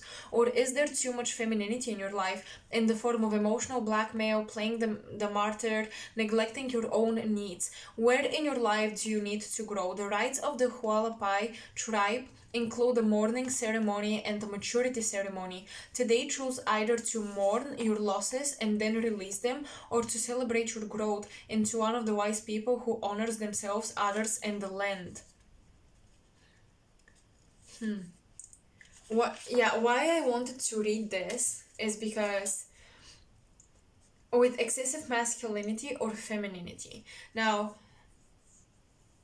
I feel based on the other cards, those incarnations where you were part of different societies, you kept things secret, you felt like people maybe were, I don't know, dumb, too stupid, too immature to receive this information. I think you need to transmute this judgment, like this person is not ready and this person is ready. Um, there is truth in that, but still, for you guys, I see that it's a karmic thing that must be transmuted. Um, Also, I feel like when I read this, I got this message that some of you had incarnations as these almost immortal beings, as these giants who had a really long lifetime, and you spend so much time on earth that you didn't want to come back for quite some time. And when you came back, a lot of the history you heard was so distorted. And that's why you started to go on your own search. And you started to get angry at how the planet turned out. You started to get angry at how the material matrix looked, how we organized it, the hierarchies and systems set in place. You got angry at it. I'm almost getting that you were an insider of some society and you would like enter different systems just to get to know them better and then deliver the information to whoever needed it.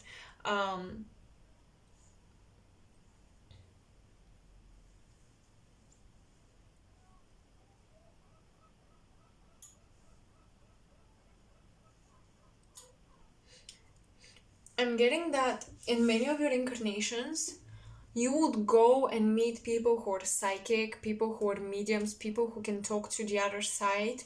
But you yourself did not put as much practice into developing your abilities. Okay?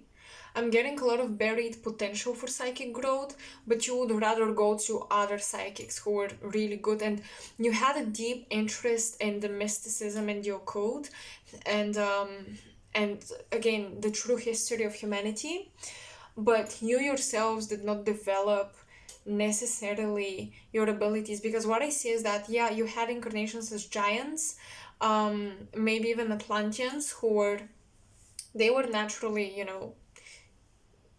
they naturally had certain abilities. Their body just was born this way. But because you guys did not work on these abilities, you lost them. And it's not you lost them in the sense of how a lot of us have lost our gifts, because of dissension and our bodies becoming denser and denser, and now we're going back into ascension. But you lost your abilities because you weren't putting in the work, is what I'm seeing. And your interest in the occult or mysticism now is probably coming from the fact that once you had these given to you just like that, these abilities were just given to you, then you lived a long lifetime with those gifts. Like, I'm getting like 500, 600 years. You lived a long lifespan. And then you left the planet and you didn't incarnate for quite some time. And when you came back to a world where there was a mass sleepness.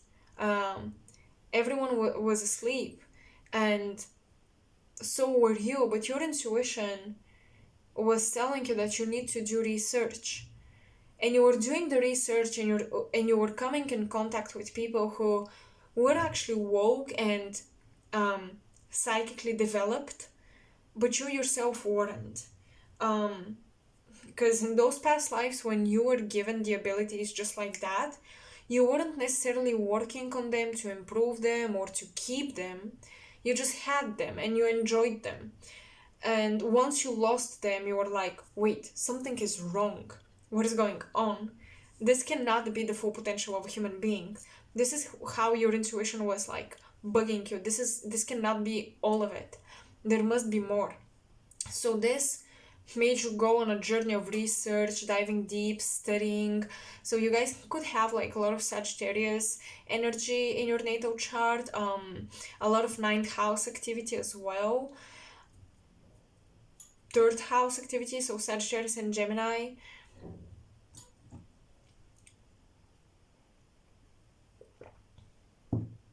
So yeah, basically the themes around your past lives is like, you were naturally psychic, but you took it for granted. You had a long lifespan, you took that for granted. And you came back on Earth after a long time of things changing, and suddenly you come back and you no longer have these abilities, and you're like, something is off. Something is off. I remember things to be completely different. Let me find out what it is. And you started your research. But I feel like you never thought, you were mesmerized by what psychics or mediums could do, but you never tried to work on it yourself. You were looking for an easy way around it, around psychic development. And I think this is something you should work on. You know, intuition, yes, it's a natural potential we all have, but in these times, it's not something that you should take for granted or think that it's easily achieved or that there is a shortcut to it.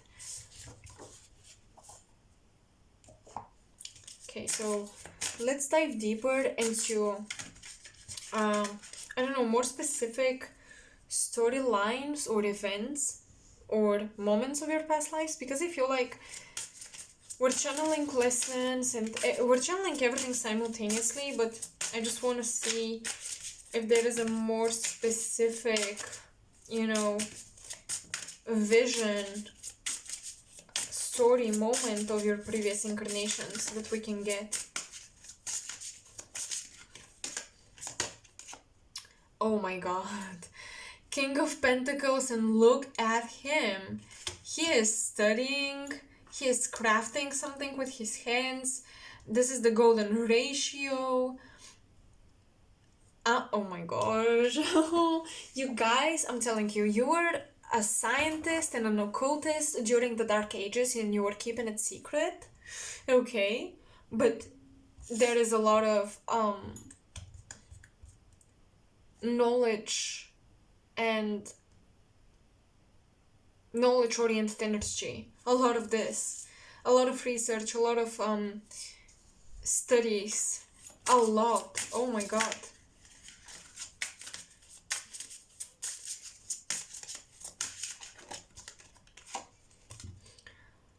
Four of Wands reversed. You probably did not get married because you got so immersed and lost in your journey of research and studying. You didn't get married, and I think that that's something you missed out on, and it created a bit of a disbalance between your masculine and feminine. Eight of Wands. The Eight of Wands, okay. You traveled, you explored, you were... Yeah, you were a Rosicrucian. For many of you, you were part of this society. You were part of the you were an alchemist, again, an occultist, a scientist. Wow. Yeah, pretty interesting incarnations, if you ask me.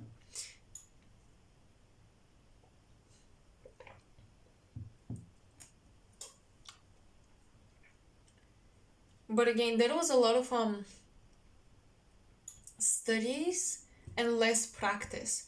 So in this lifetime, if you want to develop your intuition, you must take action. Like, you have enough natural knowledge, you have enough inherited knowledge from your past lives, so your intuition will guide you how to do things.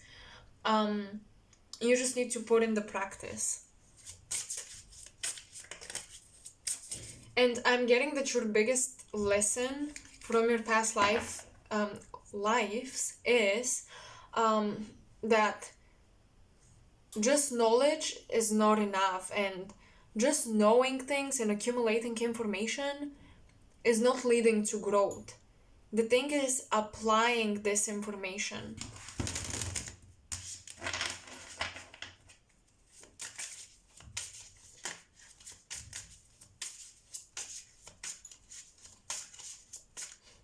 You guys should remember, some of you have blue avians genes, like the blue avians, they're builders, they create the blueprints which consciousness uses to manifest. the material matrix or any matrix, any dimension. So you guys are kind of like cosmic designers, but you forgot that, and you got lost in studying and feeling like you're lacking something, you're missing out on key information. You know enough. Start taking action. Start putting your knowledge into practice. Walk your talk.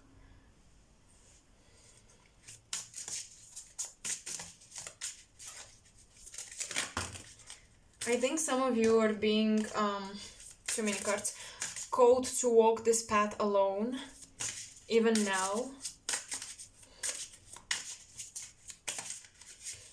It's gonna be a bit difficult for you to have long-term relationships. The deeper you dive into your spiritual journey and the more you develop your abilities. The Magician reversed. Oh my gosh, yes. Yes. You have all the tools you need. You don't need any more tools. But you forgot what you're capable of doing. I think that a lot of the people you guys admire, you're capable to do the same, but not the same. You're capable to do your own thing, but in that same field. So you should not underestimate yourselves.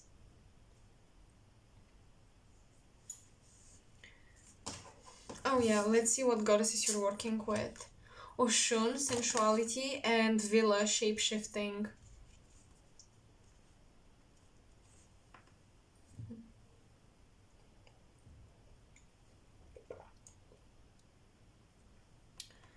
Okay, so with Oshun, Oshun is a goddess that protects or governs females, especially pregnant females. So some of you had a lifetime where you guys got someone pregnant and you left on your journey, or maybe yeah, you couldn't take care of your family because you were consumed by your pilgrimage. You couldn't settle down. You were always on the go. So I think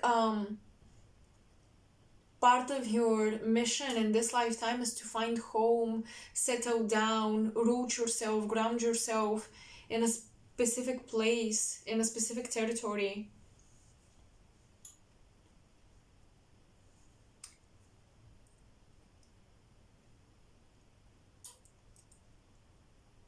Another thing that I see is some of you may hate love, or you may hate relationships, or you may think that they are insignificant or somehow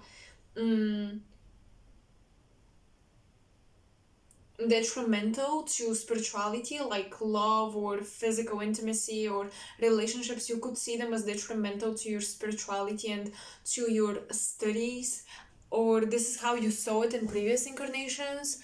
I'm almost getting like this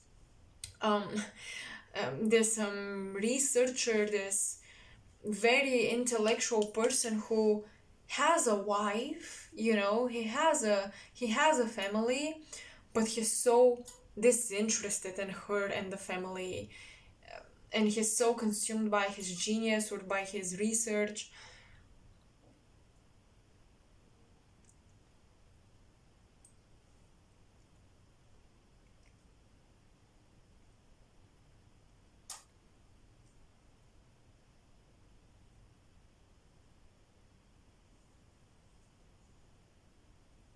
I think you're gonna be surprised by how physical intimacy can make your kundalini rise up and awaken abilities within you that you never imagined you could have.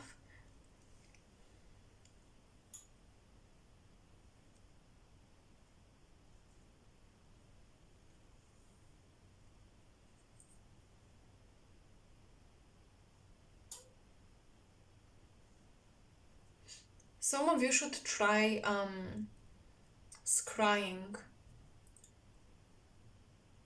Like scrying in a bowl of water. Fill a bowl of water and look at the water, and by looking you try to get your intuition going and get visions. or messages in whatever way they come.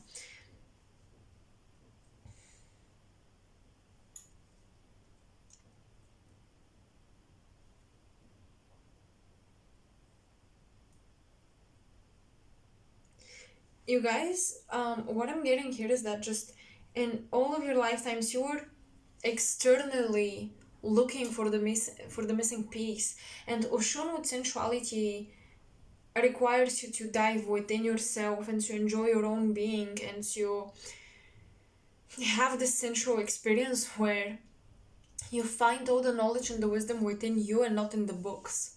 Okay, not everything is in the books.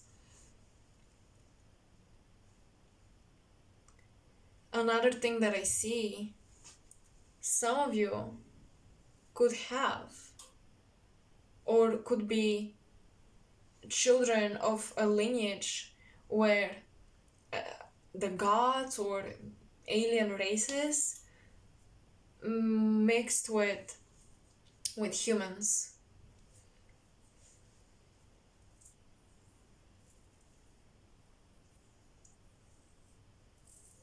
They were intimate with humans. They created these lineages of demigods, or the half blood um, alien races.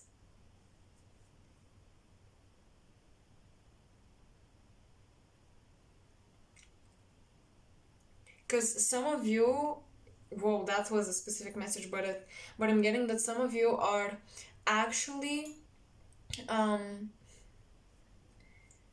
having some sort of karmic contract or dynamic going on with your mother.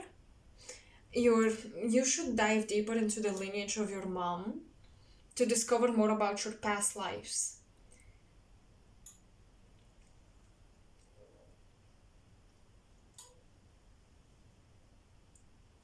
I'm almost getting this. It's a very subtle energy, so it's almost like if I express it with words, it's not gonna do justice to the message I'm getting because it's very very subtle. But it feels like this disappointment or frustration with what your mother did, and this is a dynamic from previous incarnations, like being frustrated with who your mom slept with to give you this physical form. So, as I mentioned, you guys were part of the supernaturals, the giants, and in one of your incarnations, the next incarnation, when you took on this different body where you lost certain of your abilities, because the feminine is usually the one passing down the spiritual codes and intuitive abilities, you blamed her for breaking that link by meshing with someone else. So there is this blame for who she chose to be your father. It's weird. I don't know if I'm channeling this message correct, but it's just so subtle. It's like I'm trying to really dig for it because it's right there, but I cannot grasp onto what exactly the information is trying to tell me. But that's how I'm getting it so far. It's this very very subtle dynamic where it's like I could be born so much better.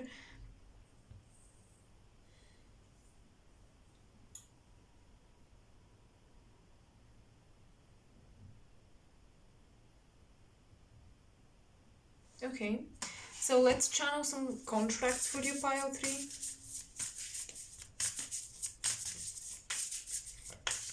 So let's summarize. You've had lifetimes as giants. Atlantis is coming up, and also a lot of lifetimes as astronomers, astrologers, scientists, occultists, even medicine people um,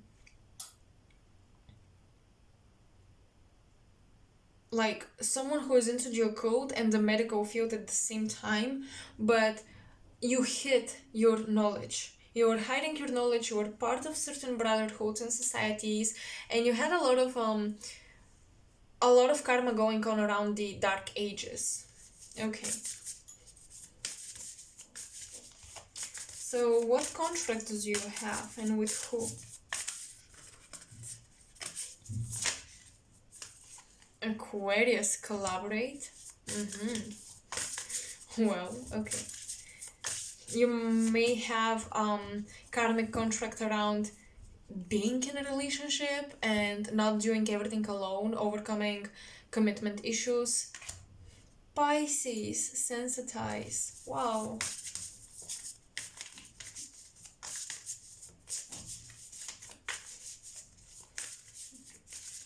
Interesting.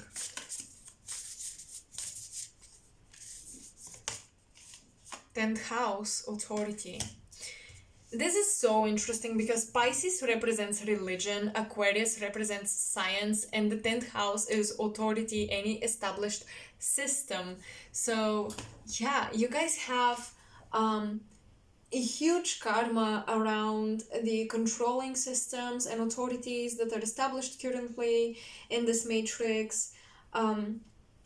You were like behind the scenes of it, but at the same time you contributed to it.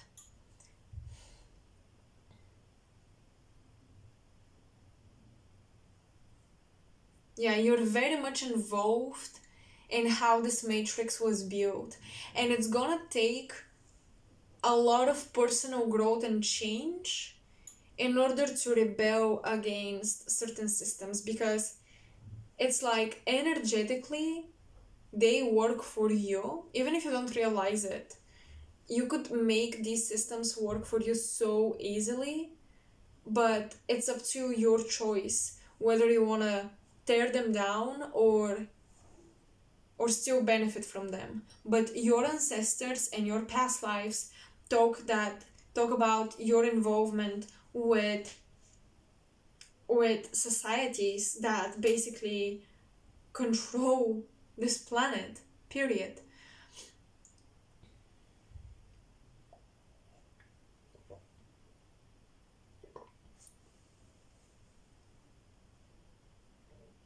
And you have this powerful gift to mix science and religion, or science and spirituality, and to communicate this spiritual science to people with the 10th house. To You have the ability to create a new system that is respected and recognized by everyone.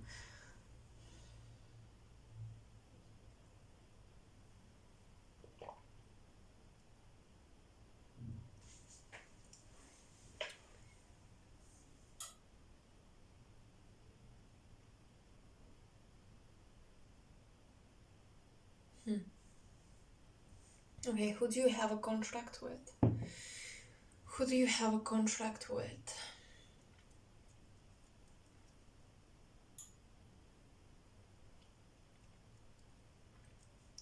I think you guys have soul contracts with your teachers and guides. I'm not saying a particular person, but in general, people who come to teach you something, and with different guides. And some of you even have a contract with a person who might have already passed on, most likely, but you are reading their work on certain subjects, their findings on certain subjects and topics. You're reading and you're connecting with their consciousness. You're able to channel the consciousness of certain people that we have heard of. For example, just an example, Nikola Tesla, or I don't know, like Carl Jung. I don't know, like people who you're interested in, and you read their work and you're amazed by it and you're working with it. I feel like if you go meditate, you're actually able to connect with their consciousness, and they can be your guide.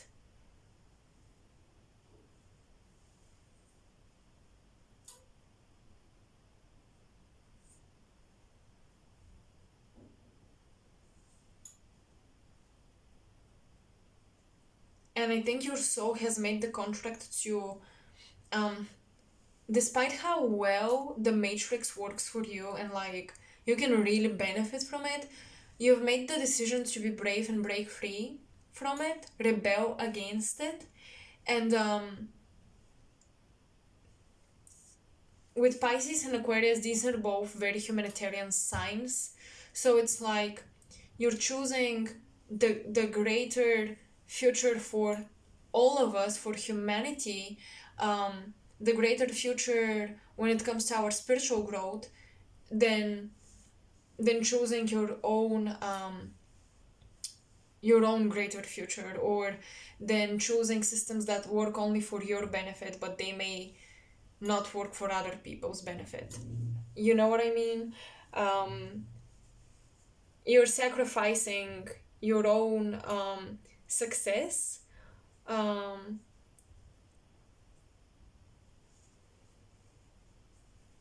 yeah, you're sacrificing your own success by giving up easiness, by giving up comfort.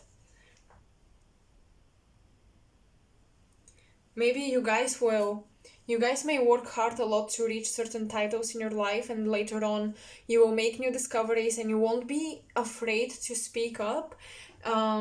And you would sacrifice this title, like you would give up certain titles in order to be able to speak up your truth. You know how there are scientists who are afraid to speak about their theories because they don't want to be called crazy? You're not gonna be afraid of that. You've done this for long enough and you want to break free from it. You don't care if you're gonna be called crazy.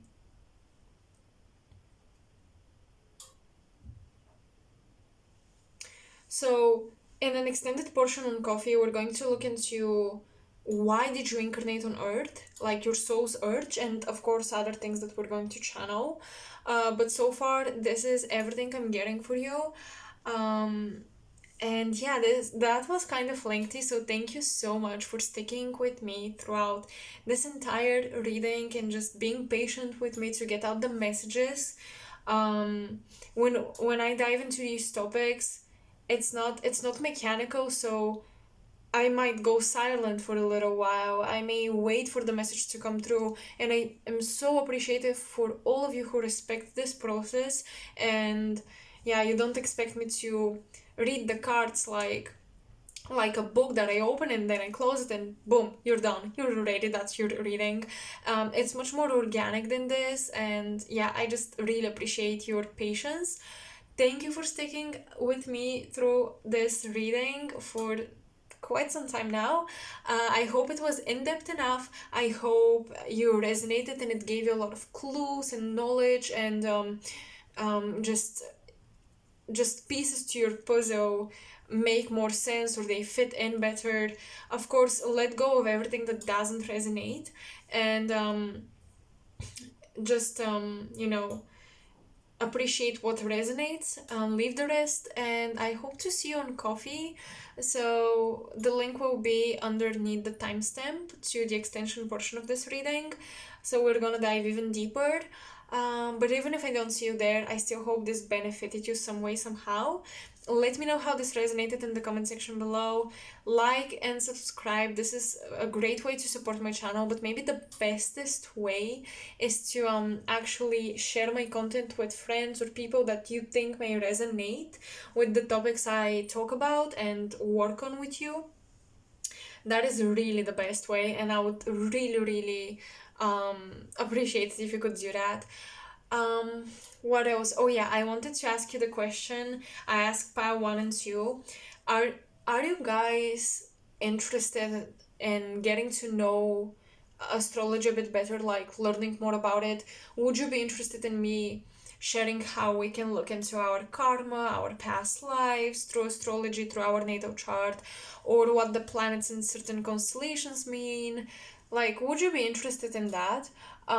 Definitely let me know because I'm studying so many things and I want to share more with you. And yeah, I just want to know if these projects would be intriguing to you. Um, yeah, let me know. Also, another reading I want to do is how your ancestors and spirit guides view you, how they see you, how they see your growth, and do they have any advice?